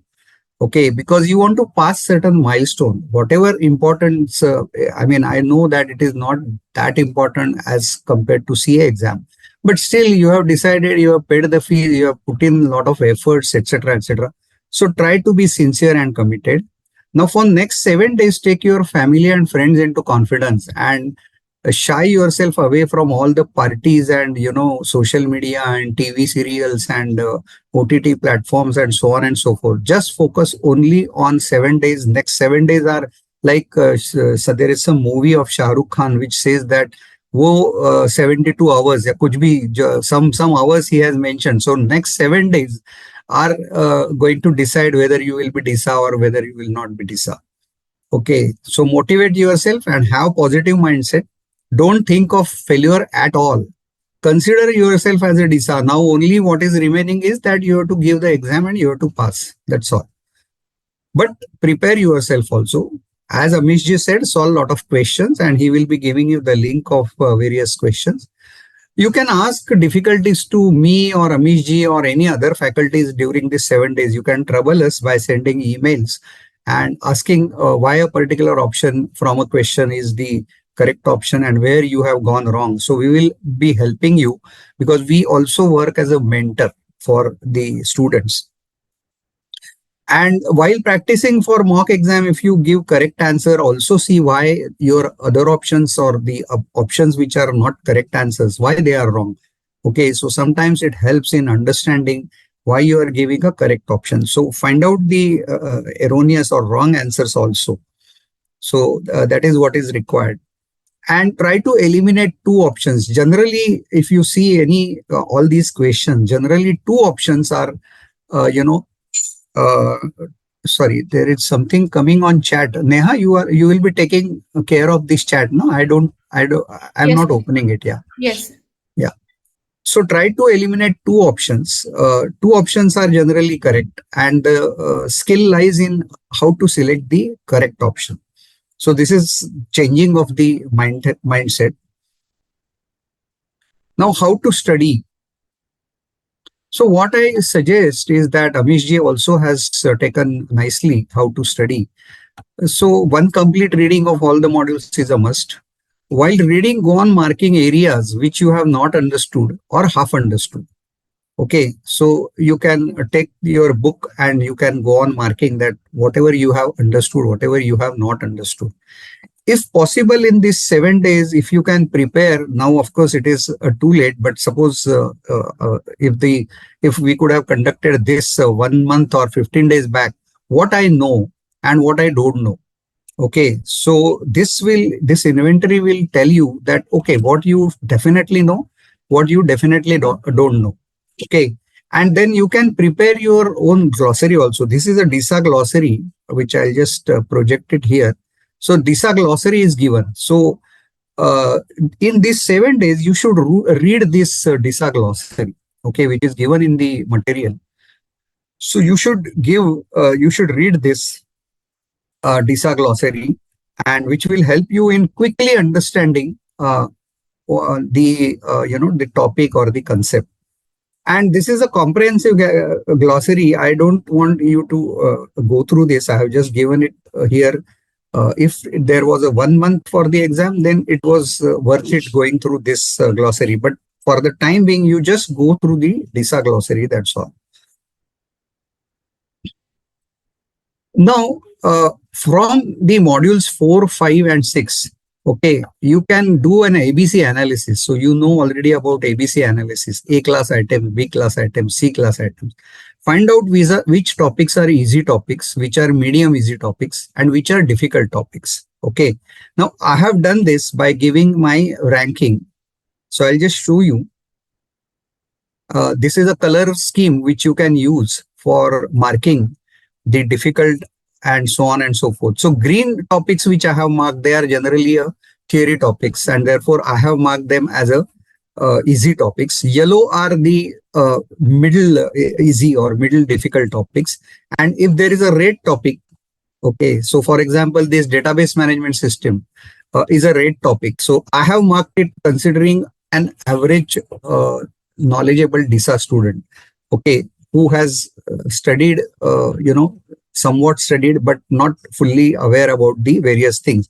So like this, I have done my marking here, okay, for all these chapters. 4 chapters are there in module 4.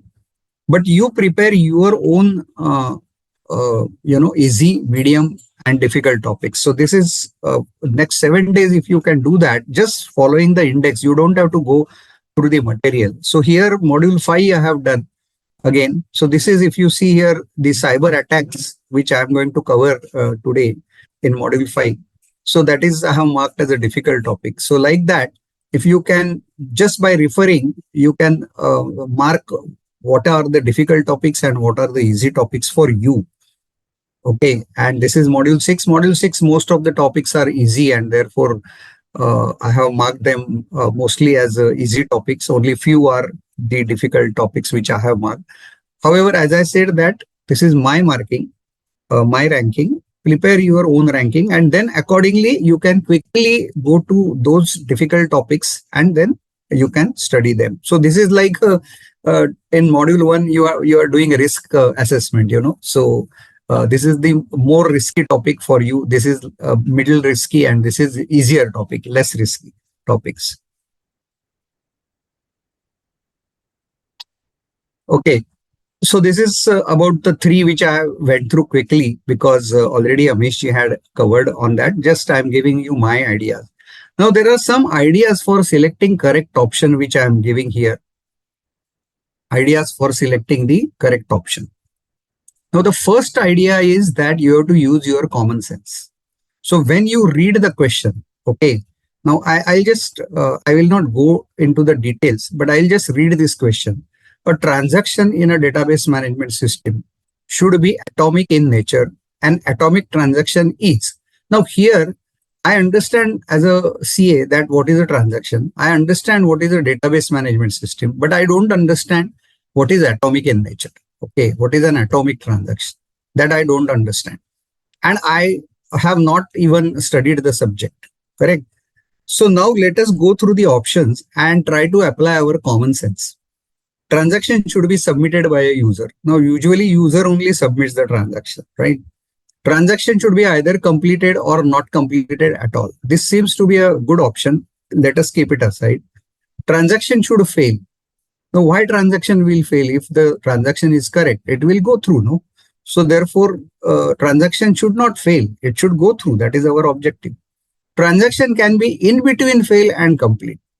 Okay, so let us park this also. So that means two options we are eliminating on the basis of our common sense. A, definitely a user is submitting.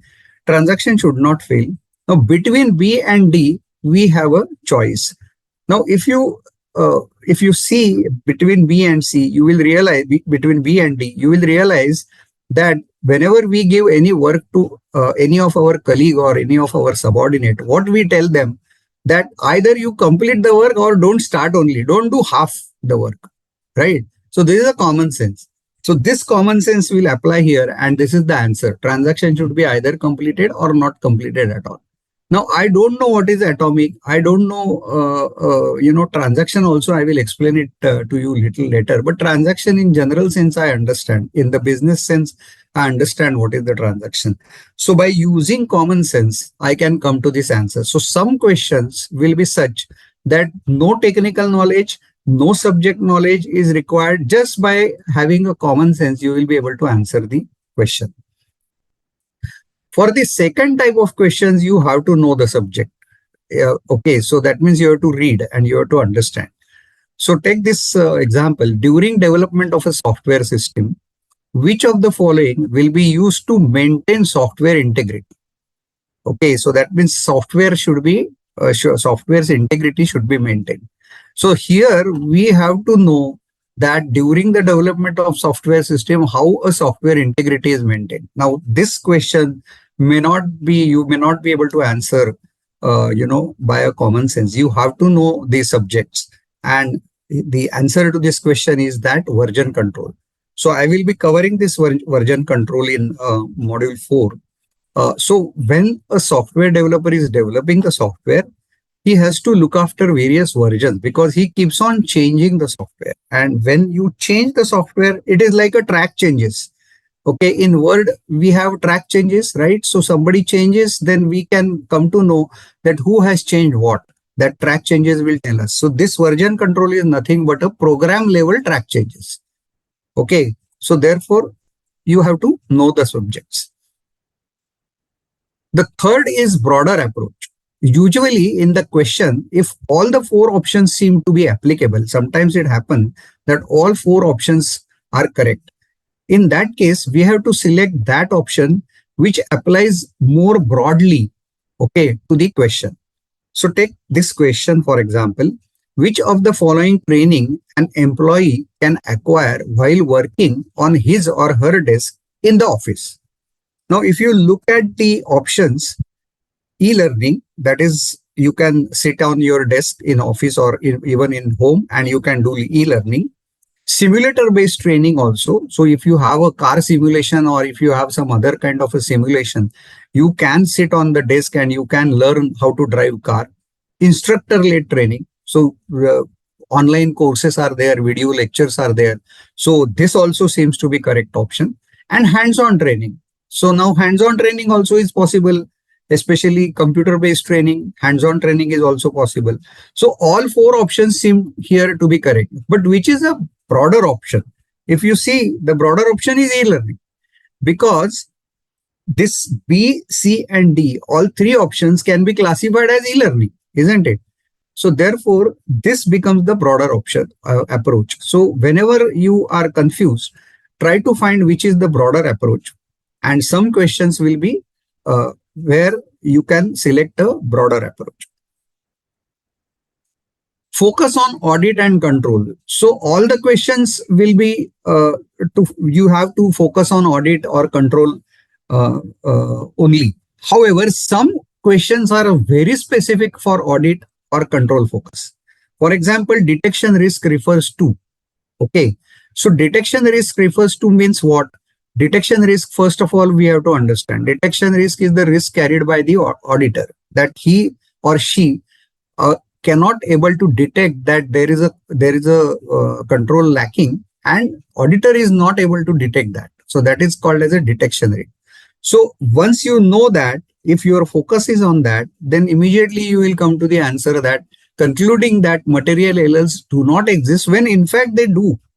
Okay, so this is a mistake on the part of the auditor. He concludes that there are no material errors. Okay, but actually there are material errors. So this is called as a detection risk, right? Auditor fails to detect that there are lack of controls.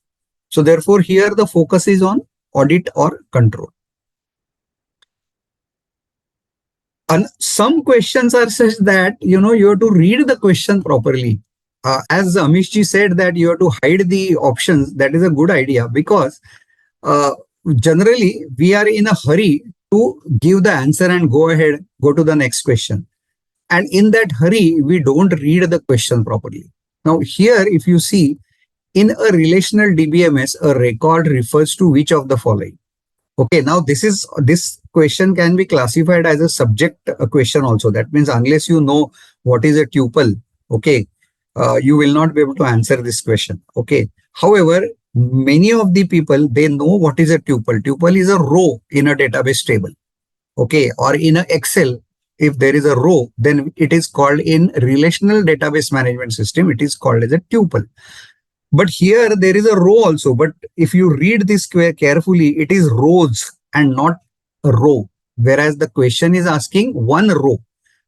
In a relational DBMS system, a record refers to which of the following? So we have to here answer a tuple, which is nothing but a single row. Okay, not a combination of two rows or more rows.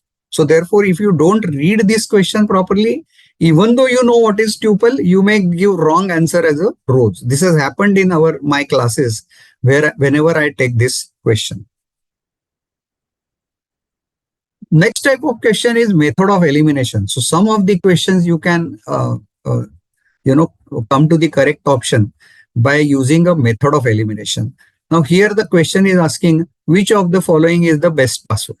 Okay, so that means you have to eliminate the passwords which are not good passwords. Okay, so if you look at the options A, B, and C, you will realize that here 1, 2, 3, 4, 1, 2, 3, 1, 2, 3, at 1, 2, 3. Here there is some CAI.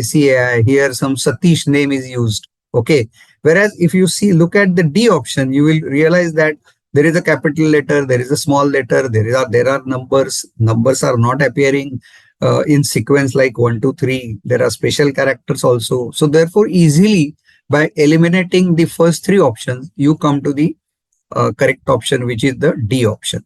So by method of elimination, you can also select the correct option. Now, there can be some long questions. For example, here, this is a very long question. And if you start reading right from the beginning, you will lose in reading the question. Okay, so whenever there is a long question, the common practice which is to be followed is that you come first to the end of the question. That is, start here. So as soon as you see long question, okay, see what is asked. So I will first, as soon as I notice that this is a long question, I will come here. Which of the following is the best method to generate MIS report in such situation? Correct. Now here I know what has been asked, and what is asked is which of the following is the best method to generate MIS report. So that means I have to answer what is the best method to generate MIS report. Okay. So therefore, then I will read this blah, blah, blah, blah, blah. And then I will realize that what is the best method to generate the MIS report. So the best method to generate the MIS report is pull the data from HIS system and prepare MIS report in spreadsheet tool. Okay, so nothing can be done in this situation is not correct. Just send the operational data for deducing MIS manually. Manual option is not possible. Print the operational report manually and prepare from the manual is a tedious task. So therefore, I can come to this option. But why I came to this option quickly is because I started here. Okay, so for long questions, the idea is to start at the end and then diagonally go or then start from the beginning. These are some more ideas which I decided to give. Plan your time properly. You have 200 questions to be answered in 4 hours. So at each 50 questions, write down what should be the time. So suppose if the exam starts at 9 o'clock, at question number 50, write 10. That means you have to be on question number 50 or even more than that at 10 o'clock. So like that, go on marking your time. Read question properly, try answer in your mind. Follow method of elimination, read all options. Even if you have selected one option as an answer, still read all the other options also. Sometimes the answer is in the question itself. So some questions are such that the answer is there in the question itself. So try to find out that. Try to find out odd man out. Sometimes the odd man is the answer, and therefore try to find, is there any odd man here? Okay. Make an educated guess. As Amish ji has said that there is no negative marking. So therefore, you can do an educated guess here. Stick to your first choice. So when you answer all 200 questions, there is some time left. So what generally students do is that they revise the questions again, and then they may change the answer in the revision. But don't do that. Stick to your, because generally first impression is considered as the correct impression. So generally don't do your whatever answer you have given. Maybe for 1 or 2 questions you can do that. And be careful about all of the above and none of the above options, because they are dangerous options. And therefore you have to be very careful that whether all of the above, only if it is all above are applicable. Otherwise, don't select all of the above or none of the above options, depending on what is the question. So these are some of the ideas which I wanted to give. Many of the ideas already shared by Amish ji. Now I will go to the basic concepts you must know. And this is for understanding chapter 4 and module 4 and module 5. Okay, these are the basic concepts. Now again, depending on the time, I don't know whether I will be able to take them thoroughly, but let me try it. So you will find that this is a basic network you will find in any of the organization, whether it's a IBM or whether it's a small company. So this is called as a LAN, local area network. Okay, so where you have offices, all the PCs, and then you have the network connected, and to go out of the network, there is a router. So always remember that if you want to go out of your network to internet or to another network, then the router is used. Okay, so always router will be the end device, and then there will be switch, and then there will be a PC.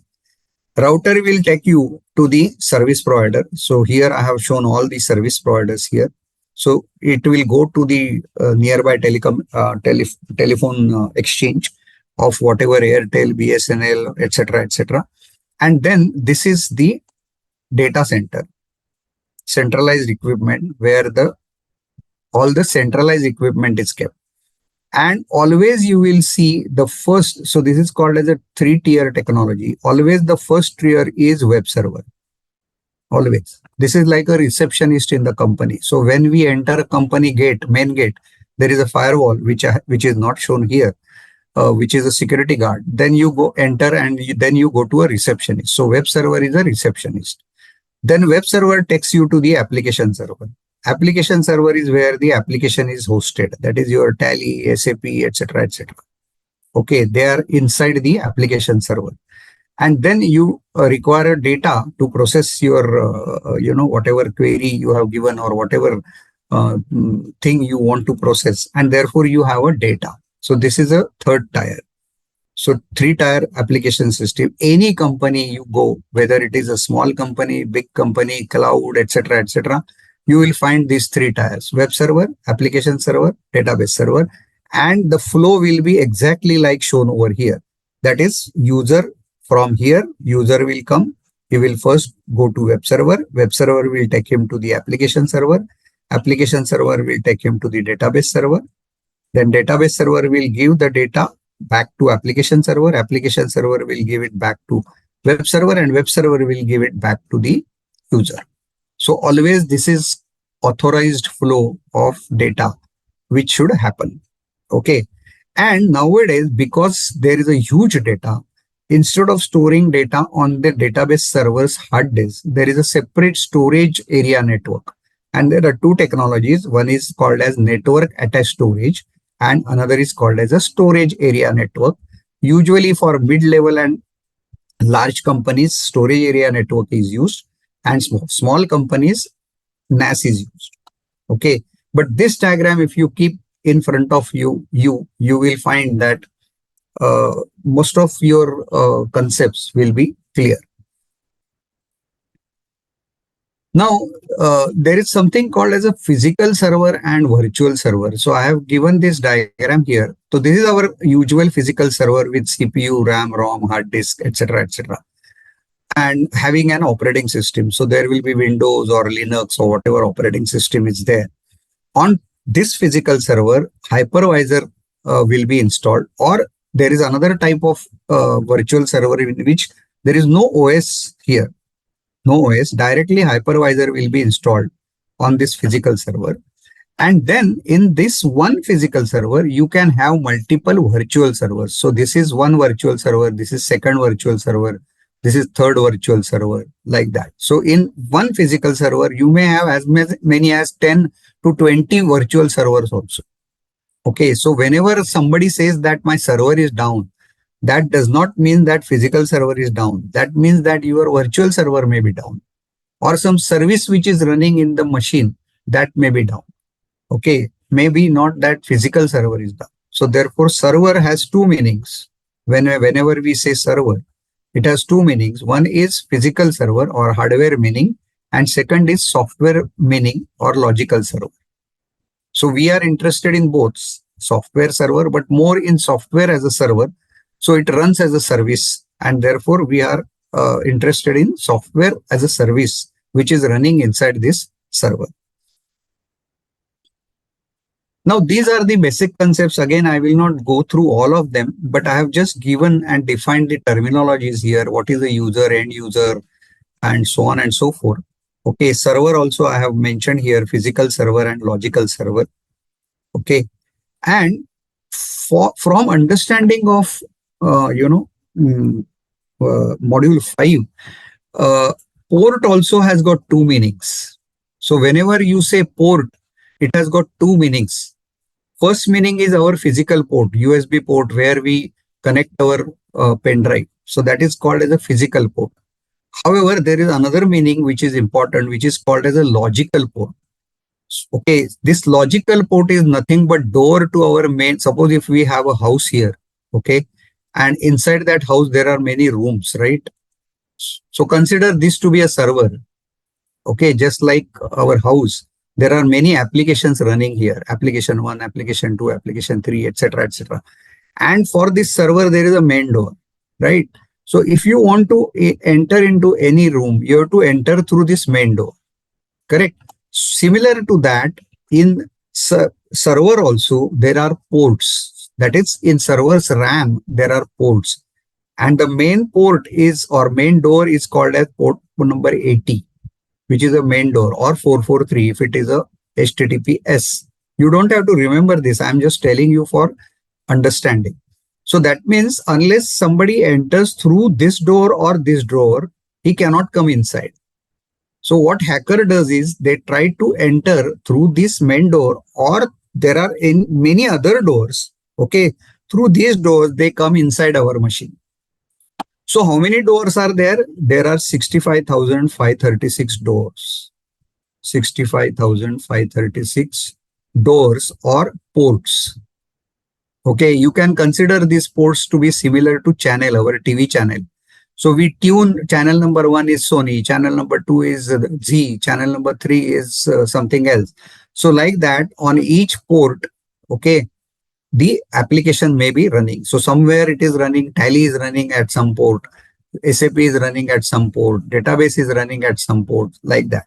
Okay. Now here I have written to demonstrate TCP view, review, but there is no time. If there is a time, please remind me. I will demonstrate you the TCP view so that you will understand the concept of the port. So these are very few basic concepts you have to understand in order to understand, especially module 5. Now I will come to module 4, and whatever is essential, I will cover from the module 4. So in module 4, there are these 4 chapters, and 18% questions will be asked on this chapter. That is 36 questions will be asked. Now, out of these chapters, let me tell you that chapter 1 and chapter 4, they are easy. They are just theory. And therefore, you can easily read these 2 chapters and easily understand the theory. So from these 2 chapters, I am covering only few areas. My focus for this module 4 will be chapter 2 and chapter 3. Okay, where I will explain some of the concepts so that it will be easier for you to read and understand in next 7 days. So chapter 1, the most important topic in this chapter 1, which is difficult for CAs to understand. All other topics are easier for understanding. But the difficult topic is this ITIL, and some questions will come on this ITIL. Now, what is ITIL? ITIL is IT Infrastructure Library, which is a UK standard, and currently version 4 is in force. Okay, and this standard is used for service industry. So any industry which is providing service, to the main industry, then this standard is followed. So even CA industry, if you consider CA, you are providing service to your clients of taxation, of GST, and so on and so forth, audit, etc. So therefore, this standard is applicable for CAs also. Okay, however, mainly this is applicable for the IT industry, because IT is a service industry.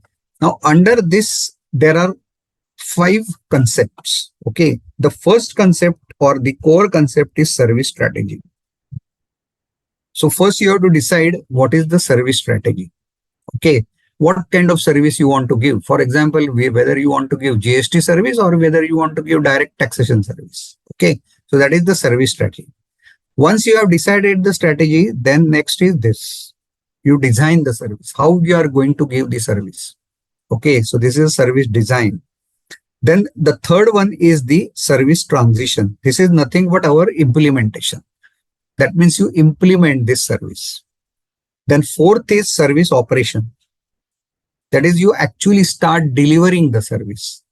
And last but not the least is continual improvement, which is shown as an outer circle. So there are 2 circles or 3 circles. This is the inner circle, which is core, which is service strategy. Outer circle is continual improvement. And inner circle is service design, service transition, service operation. And under each area, then there are various other services. Okay. But principally, you have to understand these 5 areas for the ITIL version 4.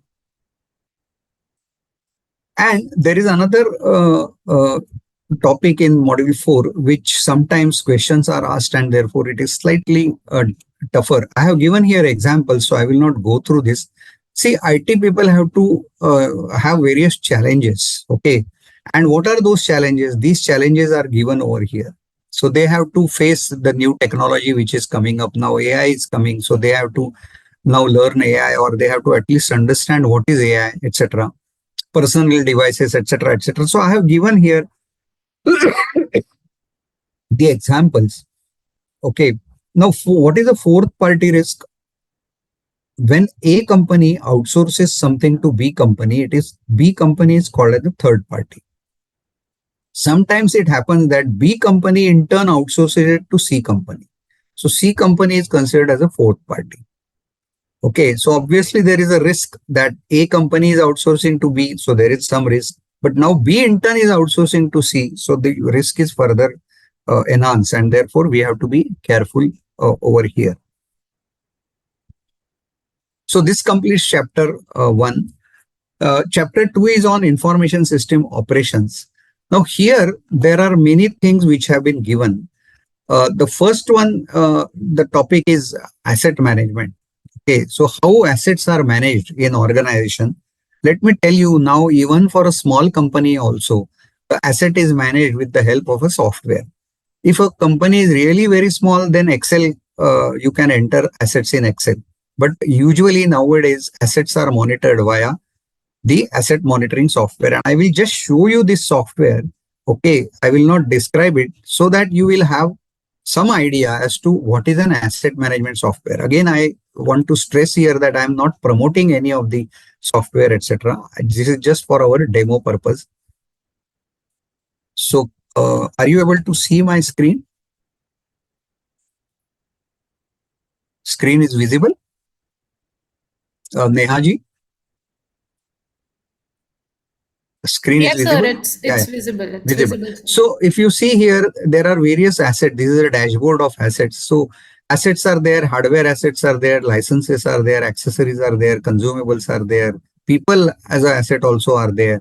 Okay, so you can take a list of all the assets. So if you go here and list all the assets, you get here all the assets. You know, these assets will be entered by someone.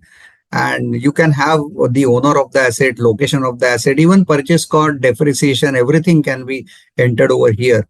And then asset movement also can be tracked. So if you go here, people as an asset also are there. So if you see various people are there, their IDs and their other details also can be entered. So this is a asset management software. Nowadays, all the companies use asset management software. The second topic which is important is change management software. So anything if you want to change, usually nowadays it is routed via a change management software. Suppose, for example, you want some report to be modified, some columns to be added. Suppose there are 8 columns in a report and you want 2 more columns to be added. Then you have to raise a change request, and that is called as a change management process. So this is how the change request I have given here as an example. So if you see here, which system you want the change to be done, who is requesting it, date raised, etc., etc. So all these columns are given here. For example, here expected benefit given is satisfying RBI compliance. Okay, so if this change is done, then RBI compliance will be satisfied. So all types of changes will be routed via change management. So that is what is mentioned in this particular area or this topic. Configuration management and version control. Here there are confusions, and therefore here I will just show you a configuration management also. For example, here this is a configuration management software. Again, I will not go into the details, but I'll just show you so that you will get a perspective as to how this is done. Now, what is the difference between configuration management and asset management? Asset management will tell you only the asset, okay, whether it is a PC, whether it is a printer, whether it is a router, etc., etc. But it will not tell you what is the configuration of that asset. Okay, so here if you see, the configuration is also listed. So I'll just show you one example here. So for example, here asset is there, and I will take example of a router. Okay, this is a dummy data. This is not actual data. So if you see here, there are 2 routers. Okay, 2 routers are there. If I click on this router, you will find that there is a configurations. Okay, some of the thing, who is the vendor, what is the configuration of the router, asset tag, everything is there. CPU revision, what is the, now here because it's a dummy data, everything is blank, but you can enter here and you can in fact also get relationship. So you can automatically get here a network diagram that where this asset is in the network and so on. You can get the contracts that when it was purchased. You can get financials also. What is the purchase cost, depreciation cost. You can get history. That is, now this is the current configuration, but what was the configuration, previously. So all that history also you can get. So nowadays in companies, this kind of configuration management software, etc., are used, which gives you the entire configuration. And the data which I just now showed you is called as a configuration management database. So that holds all the configurations. And in version control software, okay, the developer, as I said, that track changes. This is nothing but track changes. So this is a screen of version control software. So wherein you will get, suppose I am a programmer, then I will ask here, get latest version. So latest version from the library, just like we have a library of books, there is a library of programs. So from that, the program will be copied onto my desktop. Then I will make changes. Then I will do unit testing. And then finally, I will roll it back to the library. Okay. So like that, this is called as a library control software or version control software. And you might have heard about GitHub, which is a very famous library control software, which most of the companies are using. I hope you can ask questions, because there is not an interactive session. So you can ask question about any difficulty if you have. Log management. So if you see here, log management is another important area. And recently a company, board has released a requirement that from April 2023 onwards, each financial accounting books of account software must maintain audit logs. Okay, so that circular also you can find it. Now, how many logs are there? Okay, there are many types of log. There will be OS logs. There will be web server log, application. Remember these three servers: web server, application, and database. Always remember these three servers, three tiers. So web server logs will be there, application logs will be there, database logs will be there, firewall log will be there.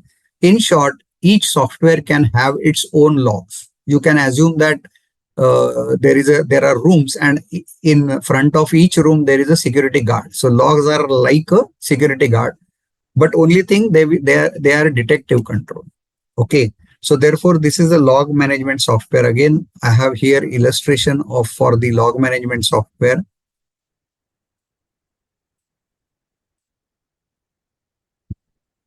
So this is a log management software screen. So if you see here, all the logs, this is a dashboard. So you will find all types of logs are there here. So you can see here, this is a Windows log, network log, security overview, SQL Server, which is a database management software, that is logs. These are Cisco routers log. These are web servers logs. So all types of logs you will get here. Okay. And these logs are continuously analyzed. Either automated analysis is run or the manual analysis is run, and therefore you can always analyze these logs. Okay, so this is one important activity which is happening in the organization. Of course, this is not an easy thing, log management, because these logs are very huge, and therefore analyzing them manually is impossible. So therefore nowadays even small companies, they use log management software. So this is about chapter 2. I'm only covering whatever is important and whatever you may have difficulty in reading and understanding. Now in chapter 3, the most important topic is database management system. Okay, and here I will be covering this database management system in somewhat detail. So here there are some terms which have been defined: entity, schema, tables, relation, etc. So I have here defined them over here. So entities could be person, places, objects, events, or concepts. Anything can be entity. And here I have shown an entity relationship diagram. Don't go into the details. This is just to understand. So suppose if assume that I am computerizing a very large parking area. So there is a mall and there are thousands of parkings to be done. Okay. Then my employee is one, or customer is one entity. because person can be an entity. Parking place is another entity. How these two are related? They are related one-to-one. Okay. So in the requirements gathering, when the requirements gathering is done, database administrator will do this entity relationship diagram. And from this, you will come to know what are the database tables. So for example, parking place will be one database table. Employee will be another database table. Okay. So like that, there can be one-to-one relationship, one-to-many, many-to-many. You don't have to go into the details. I'm just giving you here the idea that what is an entity, because these terms are defined in the module chapters. Second one is called as schemas. What is a schema? There are three schemas. The first schema or external schema is given by the user. So user tells us that how he wants his data to be viewed. So therefore that is called as a user schema. On the basis of users telling us that how he wants his data to be viewed, okay, the architect defines the logical schema, and that is called as a conceptual schema. And then on the basis of conceptual schema, physical schema is decided by the DBA. And then the database is actually designed. To compare this with our interior decoration of house, suppose if we want to interior decorate our house, what we do? We are the customer, we are the user of that house. So we call the architect and we tell our ideas as to how I want my hall, how I want my bedroom, how I want my kitchen. Our ideas we tell the architect. So this is external. Okay, based on our ideas, architect will prepare drawing and conceptualize that how I should design his bedroom or kitchen or hall or whatever. Okay, so therefore that is a conceptual level. And then he will call carpenter and masonry and electrician, and they will be actually designing or doing the physical schema. Okay, so this is not something different. The only thing here, database is being designed. So user will tell this schema, architect will conceptualize it, and database administrator will define it. Table is nothing but like an Excel. Okay, so this definition of roll number, where roll number are going to appear, is called as a metadata, which is data about data. Okay, so this is not only the name, roll number. This roll number will be numeric or alphanumeric, and what is the size and what is the column size, what is the validation to be provided. All this together, it becomes a metadata. Okay, so like that, there will be various columns, and each row is either called as a row, or in relational terminology, it is called as a tuple or tuple. Okay, so it is nothing but tuple is equal to one row. Okay, so that is this.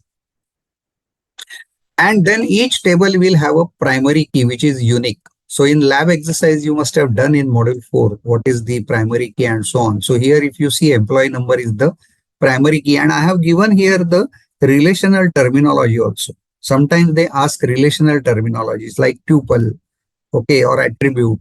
So I have given the relational terminology also here. So this is important in database management system. And the next important is the foreign key, concept of foreign key.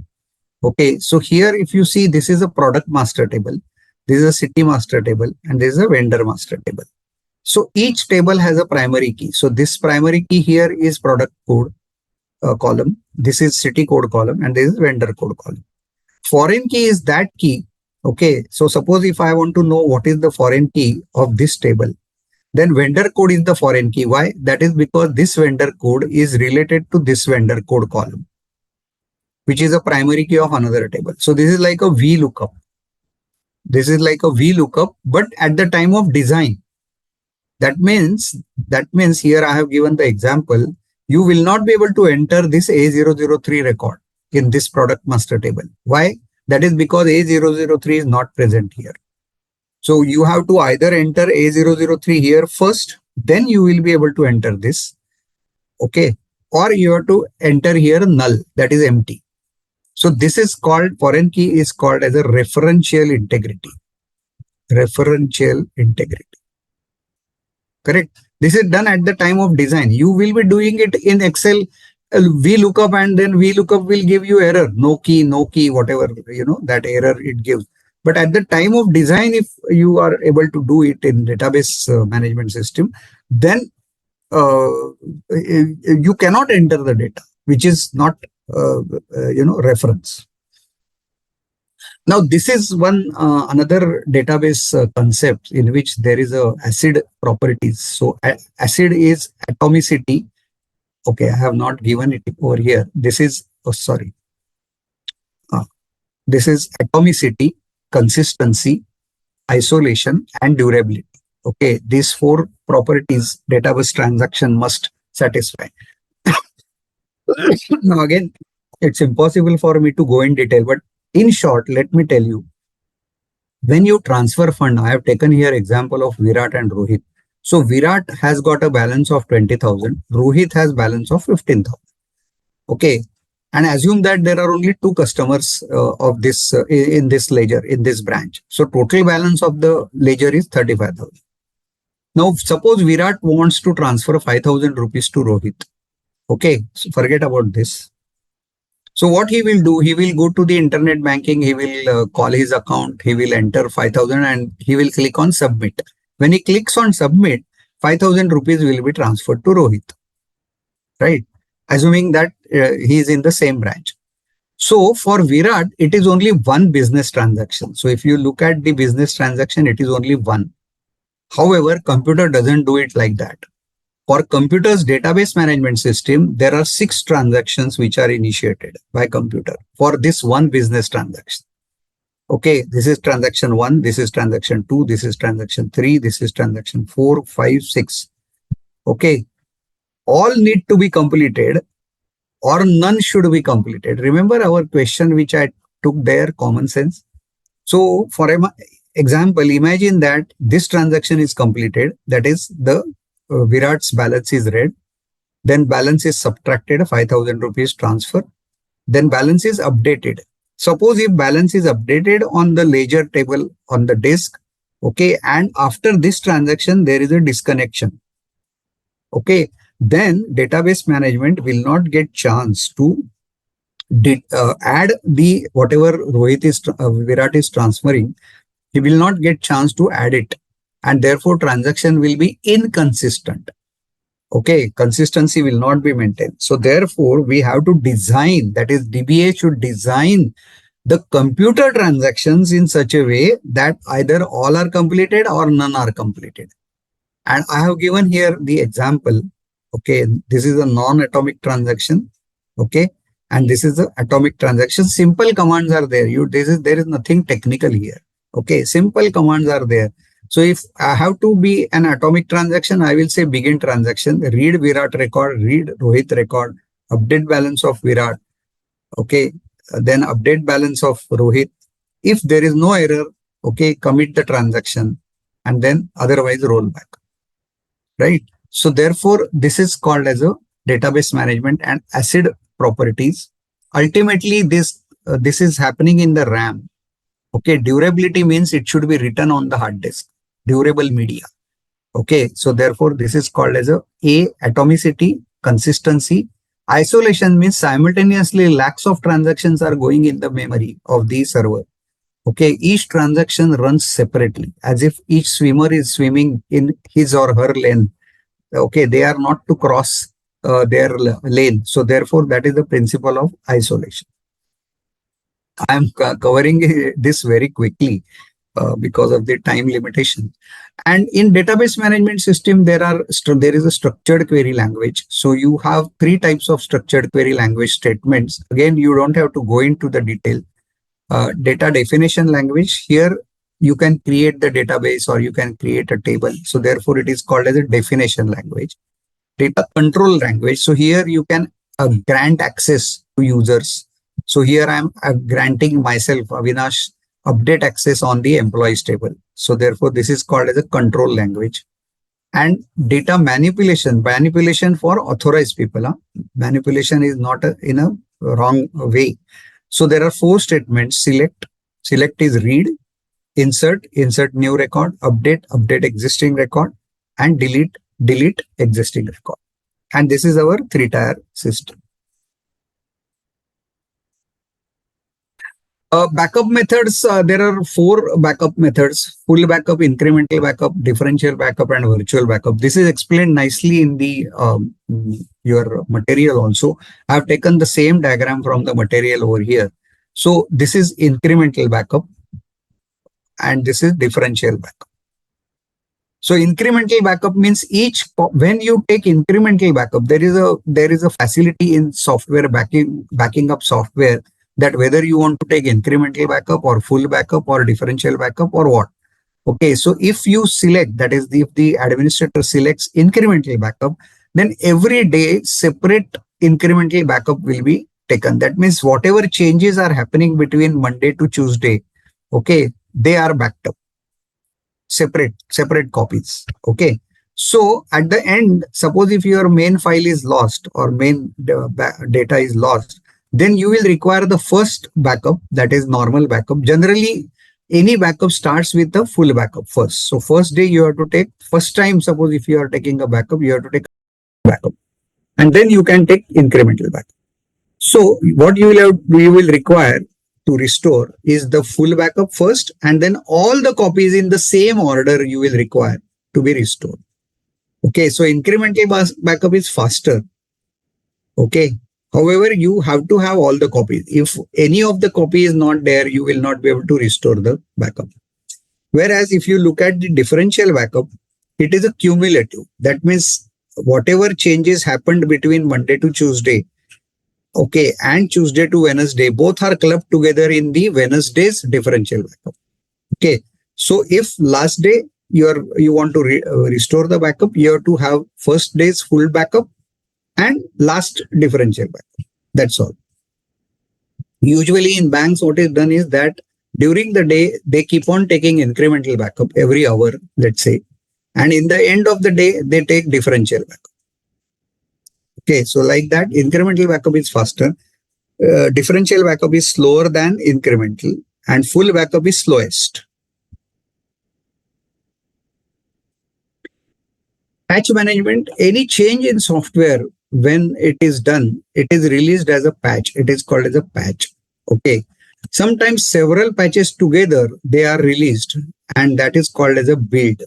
Okay. There are 2 types of patches. One is the functionality improvement patch. That means the functionality of the software needs to be improved, and therefore change request has been given to the developer, and developer has made that change, and therefore a patch is given.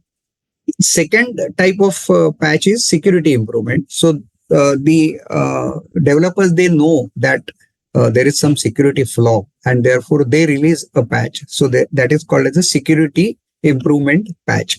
Again, here also, there's no time now, but let me just quickly show you the patch management software. So here, if you see here, now in the regular classes, I show this and take proper discussion on this or demonstrate it. So if you see here, there are missing patches. It is showing 79 patches which are missing, and 102 patches have been deployed automatically. Okay, and it is showing you highly vulnerable because of this. 8 patches are missing.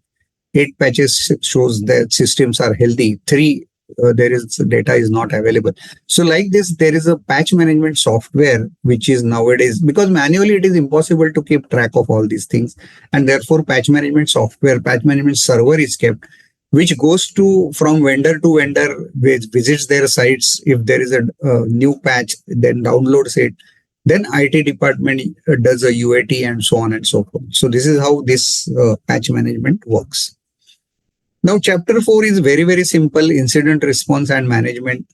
However, whatever is important, I am covering here. So this is a complete incident response cycle. So there are 4 phases. First is plan and prepare.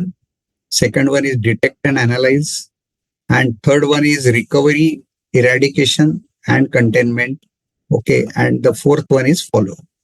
So you can take the COVID situation, and you will find that all these phases we used in COVID situation also. So COVID is also an incident, health incident. Okay. So therefore, same thing happens here in our computerization or in our day-to-day life also. So this is called as an incident response process. Now there is something called as a security operations center. Now the things are becoming so much technical that it is impossible for even IT people to keep track of the security, and therefore nowadays security operations centers are formed. So this screen shows you that these are the people, they are called as SOC analysts, and they will be monitoring all the entire network. Now here it is shown the road network. However, similar to road network, there will be computer network also, and that will be monitored by these people. Sometimes the software will give you the alerts, and then these alerts will be monitored by these people, and then incident will be raised. So therefore this is called as a security operations center. And this security operations center for software, they will be, so this diagram is important for exam. So there is a SIEM application. SIEM is called as Security Information and Event Management System. And it is installed on all servers, all firewalls, all PCs, all IPS, IDS, everywhere, routers, wherever, mobile phones also. Okay. And what is installed? Agents. Okay. So on your mobile phone, there will be an agent software. That agent software will be watching on your mobile phone what you are doing. And then it will, if you are doing something unusual or something unusual is happening on your mobile phone, it will send the data to collector. Collector will collect the data and give it to SIEM application, and SIEM application will trigger an event saying that there is something wrong. Okay. For example, if this is a server and the temperature of this server is increasing, okay, then there is an agent which senses that temperature is increasing. So it will send it to the collector. Collector will send it to SIEM, and then the analyst will come to know, oh, the temperature of that server is increasing. So maybe either that server there is some problem, or AC is down, or something like that. Now here I will show you an interesting threat map, which is nothing but SIEM of the world. So if you see here, currently this threat map,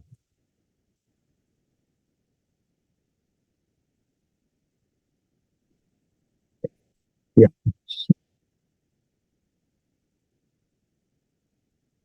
it is taking some time. So let me by that time go ahead with the next thing. So this completes my module 4. Let me see whether that threat map has come. Yeah. Okay. So it's coming a bit slowly. So what this threat map is nothing but the SIEM. Here, this is the world's threat map. Okay. So it is showing it will show here the entire, let me, I think I have opened too many sites, and therefore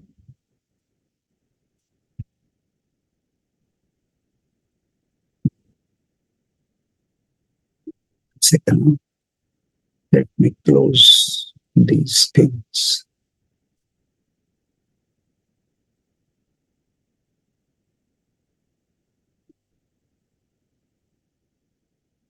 No, it is taking some time. Okay, so maybe after some time I will come back here. So this is my module 4. Now I'll go to module 5, which is too technical module. So I don't know how I'll be able to finish it, but let me try. I have 20 minutes. So module 5 chapters are chapter 1, 2, 3, 4, 5. Okay, and 22 questions, 22%, 44 questions will be asked. And this is the most technical chapter. Out of these chapters, let me tell you that chapter 3, chapter 2, and chapter 1. Okay, let me mark it here. Chapter 1, chapter 2, and chapter 3. They are relatively easier. Okay, so you should read them and understand them properly. Chapter 4 and chapter 5 are a bit tougher.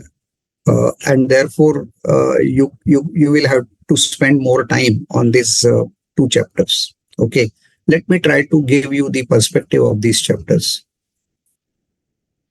So the first chapter is on theory.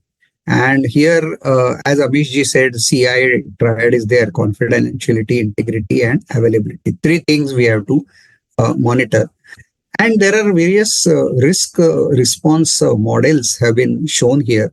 For example, this is a website. I don't go to this website. I will not go to this website. It is called as an Open Web Application Security Project. This is the #1 site which is for security related issues. And these are the two models given in our book. One is called as DREAD, risk assessment model, and another is called as a STRIDE model. So, for example, this is a DREAD model. DREAD means what? Damage. So what damage threat can cause, reproducibility, exploitability, affected users, and discoverability. Okay, so this is that model. And STRIDE model is slightly different. Spoofing. Spoofing means changing something. So IP address, like for example, if I want to rob a bank, I will not take my own vehicle. I will change my number plate. I will steal somebody else's vehicle, even change the number plate on that vehicle, and then I will go and rob the bank. So that if police catch hold, they will catch hold that change number plate owner. Okay, so something like that is done in spoofing, which is called as a IP spoofing, or there are other types of spoofing also available. Tampering is changing or tampering the data. Repudiation means you are able to deny that you are entered into a transaction. We want non-repudiation. Information disclosure, that means the information can be disclosed. Denial of service, you don't allow the genuine user to use the service. And elevation of privileges. So when hacker gets an access to a particular system, he tries to go into the administrator. There are two kinds of mode you might have known. One is a normal user. He doesn't have any rights on the system. He has a whatever has been given to him. And second one is admin user. So what hacker does is hacker hacks into the system, and then he escalates his privileges and he becomes an administrator so that he can control others also. Okay, so like that, these two models are given here, and they are explained in this. In the next slide, they have been explained. This is a risk response. 4 risk response have been given. Avoid. Okay, that means don't use a particular technology. Transfer or share. Accept and mitigate. Okay, and there is one interesting risk calculator software which I will show you, and maybe you can even download it also later on. Which will, are you able to see this? Nehaji, you can see this? Yes, sir. Yeah. Yes, sir. So if you see here, for any kind of a risk, there is a probability, there is an exposure, there is a consequence. Okay, and then you have a risk. Suppose if I put everything here, okay, I am taking this down everywhere. Very rare. Let me do it very rare. So if you see here lowest risk, that means what I am saying, practically the probability of this risk appearing is impossible practically. Exposure is very rare. Okay. And consequence is, noticeable. That's all. So then I will have a low risk. As I go on increasing consequence, let's say if I go very serious consequence, okay, but other things are not, I am not increasing. So then it will be a low risk. Suppose as soon as I increase this possibility, it becomes a moderate risk. If I say, oh, the exposure is occasional, then it gives me substantial risk. Okay, if I take this here, then it will be a tremendously high risk. So this is a very simple risk calculator, which will give you an idea about your risk perspective.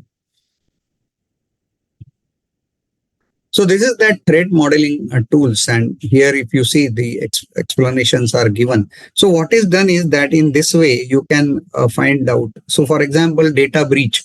Okay. So spoofing is possible.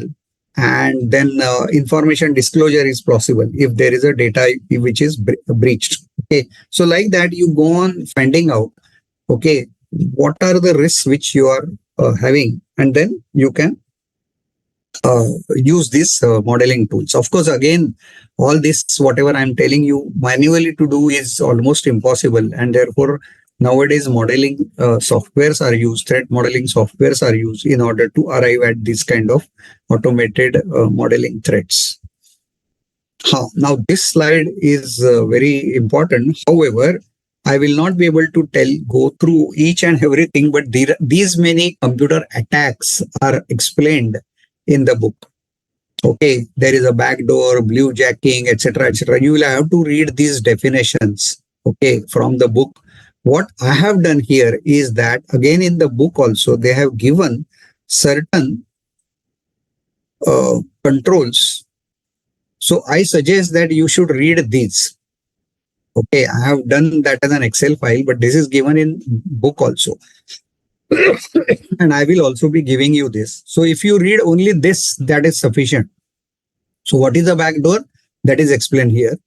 What is the control? That is given over here. What is the cyber stalking? That is explained here.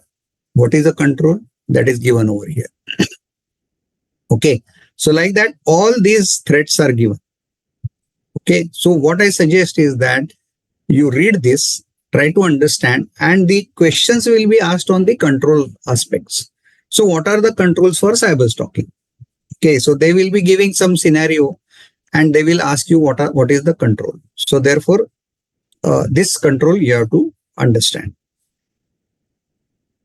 You don't have to go into the details of what are these threats and so on and so forth. Now, what I have done is I have all these, whatever is possible, I have done over here. So, for example, pictorially, you will come to know what is the bluejacking. Okay. So, bluejacking is what? Unknown message received. So, this girl is receiving unknown message, and this is a hacker. He is sending via Bluetooth the message, and then he will hope that she will click on this message so that he can hack her. Okay. So, this is called as a bluejacking. This is buffer overflow. So username has been provided 8 characters. Okay.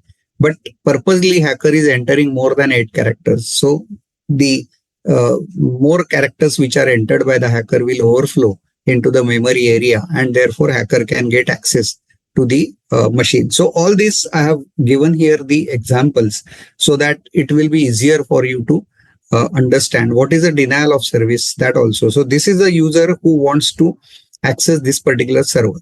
However, this attacker doesn't allow him to access this server. So that means he is denying this user, which is a genuine user, to use this server. So therefore, it is called as a denial of service attack.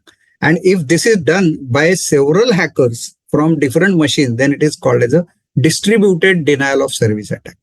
Okay, distributed denial of service attack. So this is if you see here, this tells us about, actually, I think the name has been this thing. This is email spoofing. Okay, this is an email spoofing. This is a wiretapping. Here it is shown only as a telephone, but the same wiretapping you can do for a network also. This is a piggybacking. That means because of this kind metro or somewhere you may find this. Only one person can enter because of this, so that this avoids the piggybacking. Keystroke logger, that means what? This is a USB drive and it is put on your USB drive, USB port. And because of this contains software also. So you won't know that your keystrokes are captured. Okay, so this is called as a keystroke logger. This is a masquerading. Okay, so later on you can go through this and it will give you.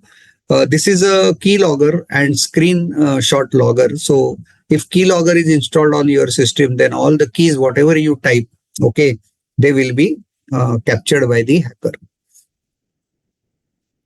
This is another good risk assessment example which is there. For example, if you see what is the asset is a laptop. What is the threat? It can be stolen. There can be impersonation attack. Malicious software can be introduced. Malfunction, laptop can malfunction, and some privilege abuse. And here it is given what is the vulnerability. So if theft can happen if you don't, if you leave your device unattended. Okay, and then what are the controls? So like that. This is one example of what is the asset, because we want to protect asset. We want to protect asset from what? Threat. What is the vulnerability in our system? And therefore, what is the control? So it's a very logical sequence of the risk assessment. So this is an example of that. Then comes chapter 2. I have not covered this because this is mainly it is a theory, and therefore there is nothing to be illustrated, and therefore I have not covered this particular chapter. Chapter 3 also is very easy, physical and environmental controls. However, I'm going to cover just to show you what is a data center. I have captured some pictures here. So this is a data center. This is a server room. So you can see there are server racks, and inside this server rack, there will be servers kept. This is how the cabling is done. This is how the servers, this is called as a rack mountable horizontal servers. Okay. So these are like the server. This is a UPS room. This is a battery. And there is a control room in all data centers. From here, by sitting, just like SOC analyst, which I showed you, the people sit here and they can monitor the entire data center to the extent that where there can be a smoke, where there can be rat, which is going in the piping, is there any leakage, everything can be displayed. And this is monitored 24/7 by 365 days. Okay, so this is known as control room. Then perimeter security is given here. I have given, there is something called as a dead man door. So if you see here, there is a biometric here. So if you want to enter, and that side of the door, there is a server room. So if you want to enter, you have to put your thumb here, then this glass door will open, then you stand on this green spot, then this door will be closed, then again you have to put your thumb here, then the other side door will open, then you enter that passage on the other side, then this door will be locked. So at a time, only one person can enter. So therefore, this is called as a dead man door because of this piggybacking, that is unauthorized person entering after authorized person is not possible. This is an electronic lock. This is a biometric lock. Then there is one topic which is important. Questions, one or two questions may come, which is called as MTBF and MTTR. MTBF is mean time between failure, and I have given here this should be high. So if the question asks, select option which says that MTBF should be high. And if it is MTTR, select option which is MTTR should be low. That is mean time to repair, restore, or respond. And this diagram shows why this should be high and why this should be low. There are many types. Somebody asked the question that what kind of fire suppression systems and what different types of fire suppression systems are there. So this is a simple handheld fire extinguisher. So if your installation is small, then you can put this. This is called as a industrial, maybe FM200 or other types of fire extinguishers are there. So whenever there is a fire and whenever smoke detector detects it, there will be an alarm, and immediately the water will start sprinkling on the entire facility. So therefore, this is from where the water will be sprinkled. So in this pipe, there will be either dry pipe or there will be a water which is already pumped. Generally, dry pipe is kept, which is better, so that whenever there is a fire, then you can pump the water. This is a fire alarm which the smoke detector can detect. And these are the actual extinguishers which are connected. There may be assembly of extinguishers. So they will, either send smoke from here if it is a FM200, or if it is a water-based, okay, then they will sprinkler the water. So there are these many systems, wet pipe sprinklers. That means the pipe already contains the water, but then there is a danger of leakage. Dry pipe sprinklers, so no water is there. Only when there is a fire, water will be put in this thing, or gas-based systems. Carbon dioxide is only used for handheld. FM200 is used. So this is FM200, or there are others also. But FM200 is common nowadays. Then chapter 4 is logical access control. So this chapter is a bit difficult chapter 4 and chapter 5. So whenever a user enters into a computer system, actually user wants to use this application software, okay, Tally or SAP or whatever. But user has to pass through first the OS. So he will log into Windows or Linux or whatever. Then he will go through switch, router, etc., etc. Then he will go to the web server, and then he will visit the application software, and then he will be using the menu from the application software, and application software is connected to the database software. So at all these points, the logical access controls are required. Okay, now in logical access controls also there are certain attacks which have been given and exposures which have been given. Again, some are repeated here. So masquerading, piggybacking, wiretapping, denial of service, etc. They are repeated here, which examples I have given again here. Social engineering is a human-based attack. So this is, taking a misadvantage or undue advantage of the, hacking the human being by, making a friendly call and so on and so forth. Social engineering. There are various access control mechanisms. So first is identification, then authentication, and then authorization. So once you identify yourself, then system will challenge you, then system will, so this is our user ID and password. Once you enter the system, you are not allowed to do anything. That will depend on what you are supposed to do, which will be decided by authorization. And there are many authorization models which are there given, like discretionary control, mandatory control, etc. So identification is on the user knows, user ID, password, user has, token or smart card, and biometric. So I've given here the biometric token examples. Then there are other attacks on passwords which they have given, brute force attack. So what in brute force attack, what the hacker does is that he tries all possible combinations. Okay. So for example, here it is given dictionary attack. So dictionary attack means he has a dictionary of various words and it's hash. So therefore, hacker will give various dictionary level attacks here. Okay. And this is a token based authentication. Now I think everybody knows about token based authentication. So here this is a token. So you nowadays mostly on the mobile phone. So nowadays these hardware tokens have been stopped and you get your mobile and then biometric authentication. This is a biometric, different types are I have given, taken photograph, palm based, finger based. Now face recognition also has started and you must have seen that in Mumbai, not Mumbai, Varanasi and Bangalore and Delhi airport, if you register yourself for face recognition without you don't have to, you have to just walk in the airport. So therefore that is face recognition, face scanner, wearable biosensor, retina scanner, iris scanner, voice recognition, etc. And now I am on the 1 minute is left, but I can take 5 more minutes and I will finish this network security controls. Again, this topic is, this chapter is a very technical level chapter. So if you see here, there are various kinds of network threats which have been given.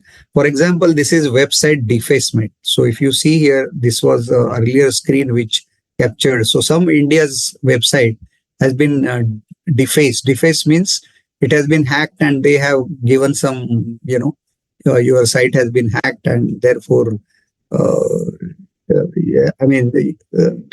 we have defaced the site. So that means it is a shame on that site, the company's site. So therefore, this is called as a defacement. Denial of service, I already explained. And these are some technical level flaws. So maybe you will have to read and understand. It's impossible to explain everything over here. How information gathering is done. So this free port, I told you about ports. So here, if you see here, let me magnify this. So these are the memory ports, port number 21, 22. As I told you, there are 65,536 ports. So what hacker does first is that he scans your door, which door is open. This is like, going from house to house and finding out which doors are open. And then he can try to enter from this open doors. Okay, so here he has come to know that if you see here port status, so this door is closed, closed, closed, closed, closed. This door is open. Okay, so once he knows that, oh, this door is open, then he can try other things on this door. So hacking doesn't mean that he can immediately hack this. Okay, he may have to try it for maybe 2 months, 3 months, 6 months also. In Cosmos Bank hack, the Korean hackers were trying for 6 months, to hack the bank. So this is explained here, port scanning, what is social engineering, etc., etc. Okay, so social engineering, these are the types which are given here. And then there is something called as a reconnaissance or Reiki. You recently heard that in Lok Sabha there were 5-6 students which jumped and they had some gas sticks and they threw those gas sticks and there was a havoc. So if you have read the news, you would have seen that before attacking Lok Sabha on that particular day, before 1 week or before 1 month or so, they did what is called as a reconnaissance. This is called as a Reiki. That means before attacking, okay, what you do is that you see how they check. They realize that in that Lok Sabha attack, the shoes are not being checked. Okay. So therefore, in that shoes, they have hidden the smoke sticks. So that is called as a reconnaissance attack, Reiki attack.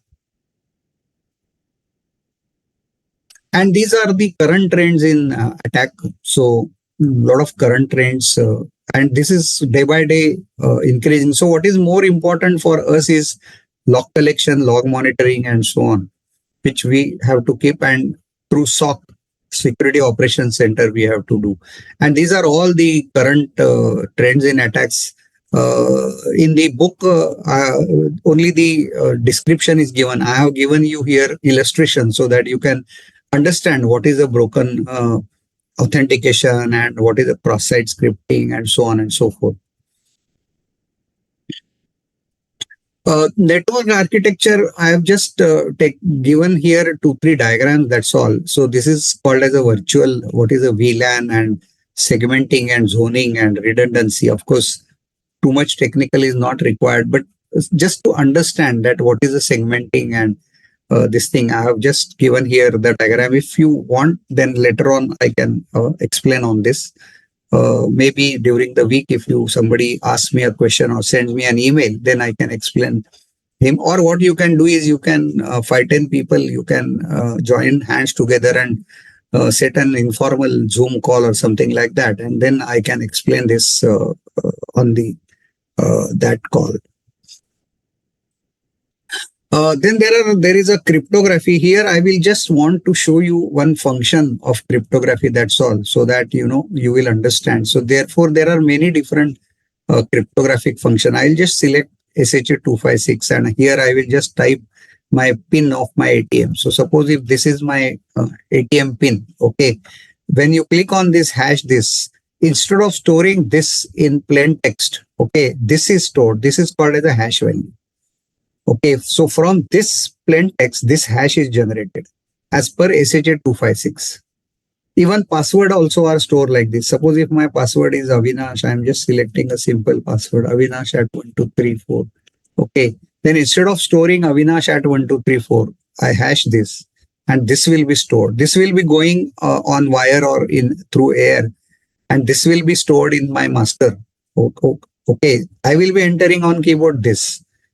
Okay, in my computer, there will be hash, this SHA-256, which will be converting. And then this hash will be sent on the wire. And that server also will get this hash. He will compare it with already stored hash. And then he will give me access. So this is called as a hashing technique. So this is used in public cryptography and digital signatures and all those things. And what is here? This is a public key. So you can, I will just share this website. You can just go here and you will get, all the public key, how it works, etc. Very quickly, you can go through it. And, just as a preparation of exam, or even if you don't go it, that is fine. But later on, you may go and find out what is a public key and symmetric key and all those things you can actually try over there. So I have given that on the chat window. In firewall, I have got just 2 minutes. Just 2 minutes. Nehaji, just 2 minutes. I am on the last couple of slides. Yeah. Yes. So I told you that when user comes here, okay. So this is a user which is coming, and first he will be visiting web server, right? 3 tiers which I have shown you: web tier, application tier, and database tier. So where he will be coming? He will be coming to port 80 or port 443. correct? These are the main doors, as I told you. Okay, so there will be a firewall which will be checking that user is going only to port 480 or 443. If he is trying to go any other port, this firewall will not allow. So this is called as a perimeter firewall. Then after web server, the user is going to go on application server. Let us assume that this is a payroll application, this is a accounting application, and this is some other billing application. Okay. Now there is and this payroll application is on, let's say, port number 8000. This accounts application is port 10,000, and this is on say port 15,000. Okay. So suppose if this user is a payroll user, okay, then he will, here in this firewall there will be a rule that allow him to go only to 8,000. He can't go to 10,000 and 15,000. So you can, and then finally this payroll will be going through a database server, and database server is let's say hosted on 20,000, port number 20,000.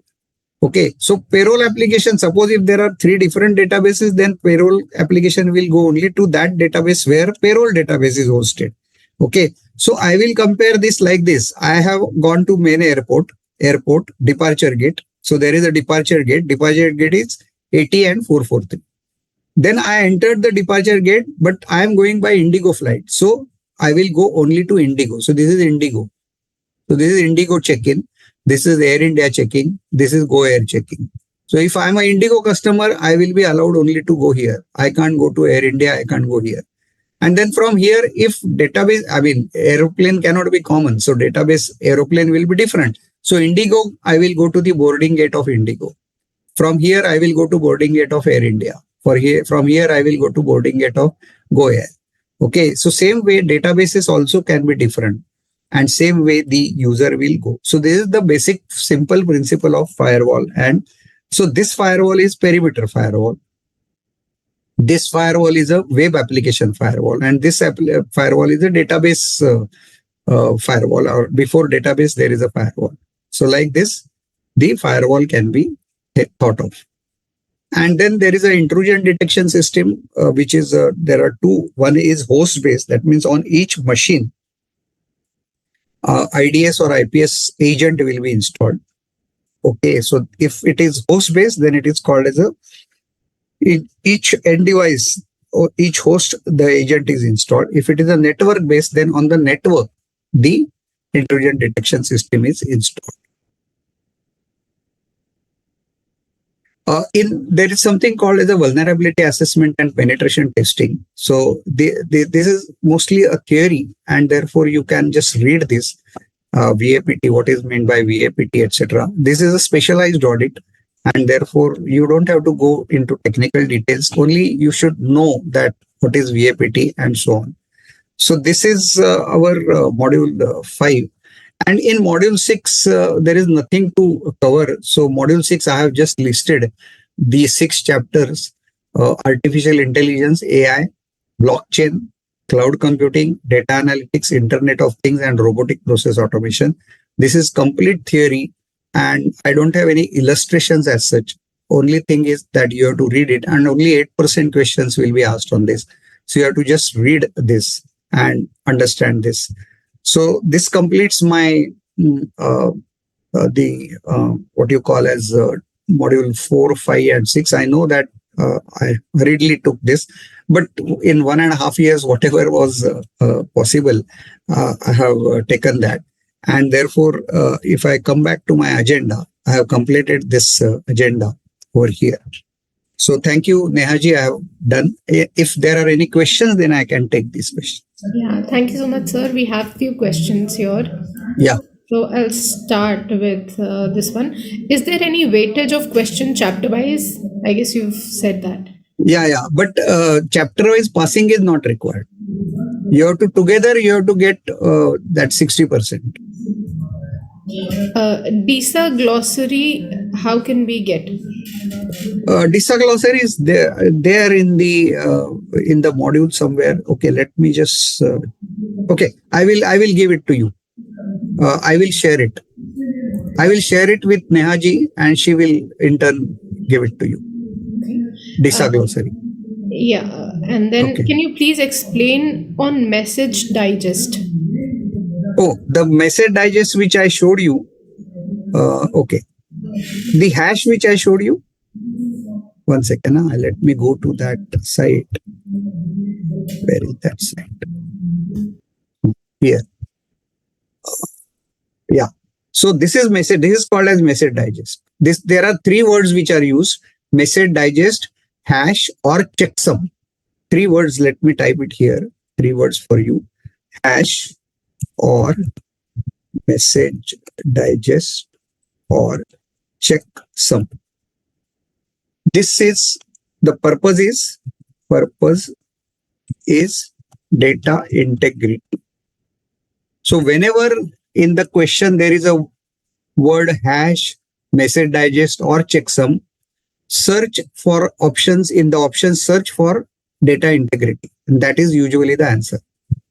So this hash is called as a hash, or message digest, or checksum. Okay. Meaning of consistency in DBMS. Oh, okay. Consistency in DBMS is, let me quickly go through that. Yeah. So here, if you see, before the transaction has been started, the total balance of the file, ledger balance, was 35,000, right? After the transaction is completed, that means Virat has transferred the funds to Rohit, 5,000. Virat's balance will be 15,000, Rohit's balance will be 20,000. So again, the consistency, total balance is same, 35,000. That means consistency principle says that before transaction, whatever is the state of the database consistent, same should be there after the transaction is over. That is called as a consistency. Transaction should not make it inconsistent. Now here the example which I have taken is from the same branch, but imagine that you are doing NEFT. Okay, in case of NEFT, Virat's balance will reduce, correct? But Rohit's balance will increase in another branch, another bank, correct? So then what you will require? How will you establish consistency? What you will have to do is you will have to do reconciliation between 2 banks and settlement between 2 banks so that consistency is established. But the idea is that before the transaction, what was the consistency? That should remain after the transaction also. Yeah. Is there any question bank for DISA 3.0? I think Amish ji is going to give you. I don't have any access to such question bank. Whatever question bank given by institute, that only I have.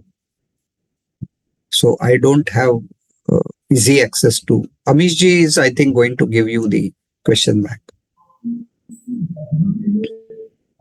Yeah. Yeah.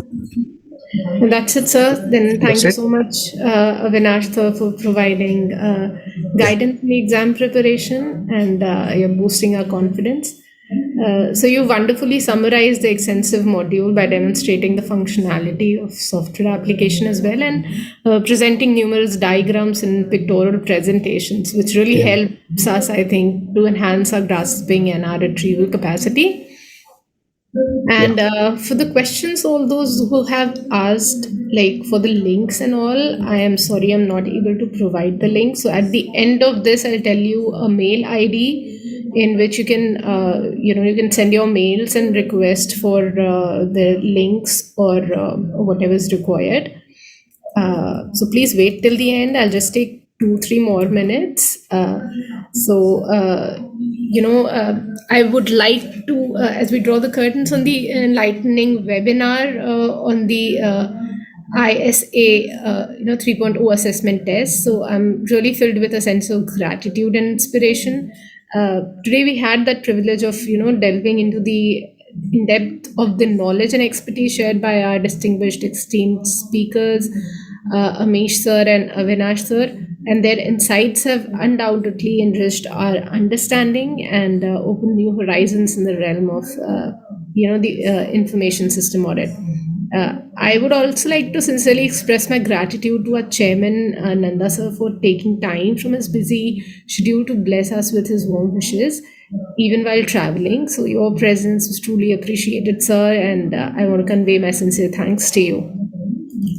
Not the least, I would like to express our thanks to each participant, as your engagement and thoughtful questions have added depth and diversity to our discussion. It is collaborative effort that we can continue to foster a community of learning and growth. So thanks once again, everyone, those who were involved in making this webinar a resounding success. Looking forward to future engagements and wish you all a continued success in your professional endeavors. So all the best for your exam, and may you clear it with flying colors. Just hold on for 2 more minutes. I'll be sharing some links with you. So let me know if you can see my screen.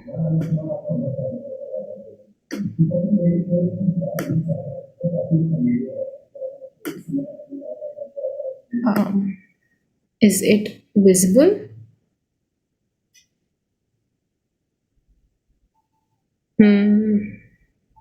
You can take a screenshot of this. Oh. It's not visible. I am not sure if... I have stopped sharing. Okay, and share again. I think it's hanged. I'm not able to do anything over here. Okay, anyways, you can hear me all, right? Yes, yes. It's isa1@icai.in. I for India, S stands for system, A for audit, 1, isa1@icai.in. So you can request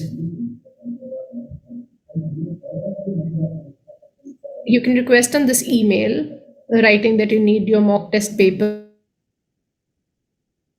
whatever is required. So I think you'll get it from there. So thank you so much. Thank you everyone for being here, for your kind presence today. Thank you so much. Yeah. Have a good night. Thank you. And have a best of luck, all the students. Thank you.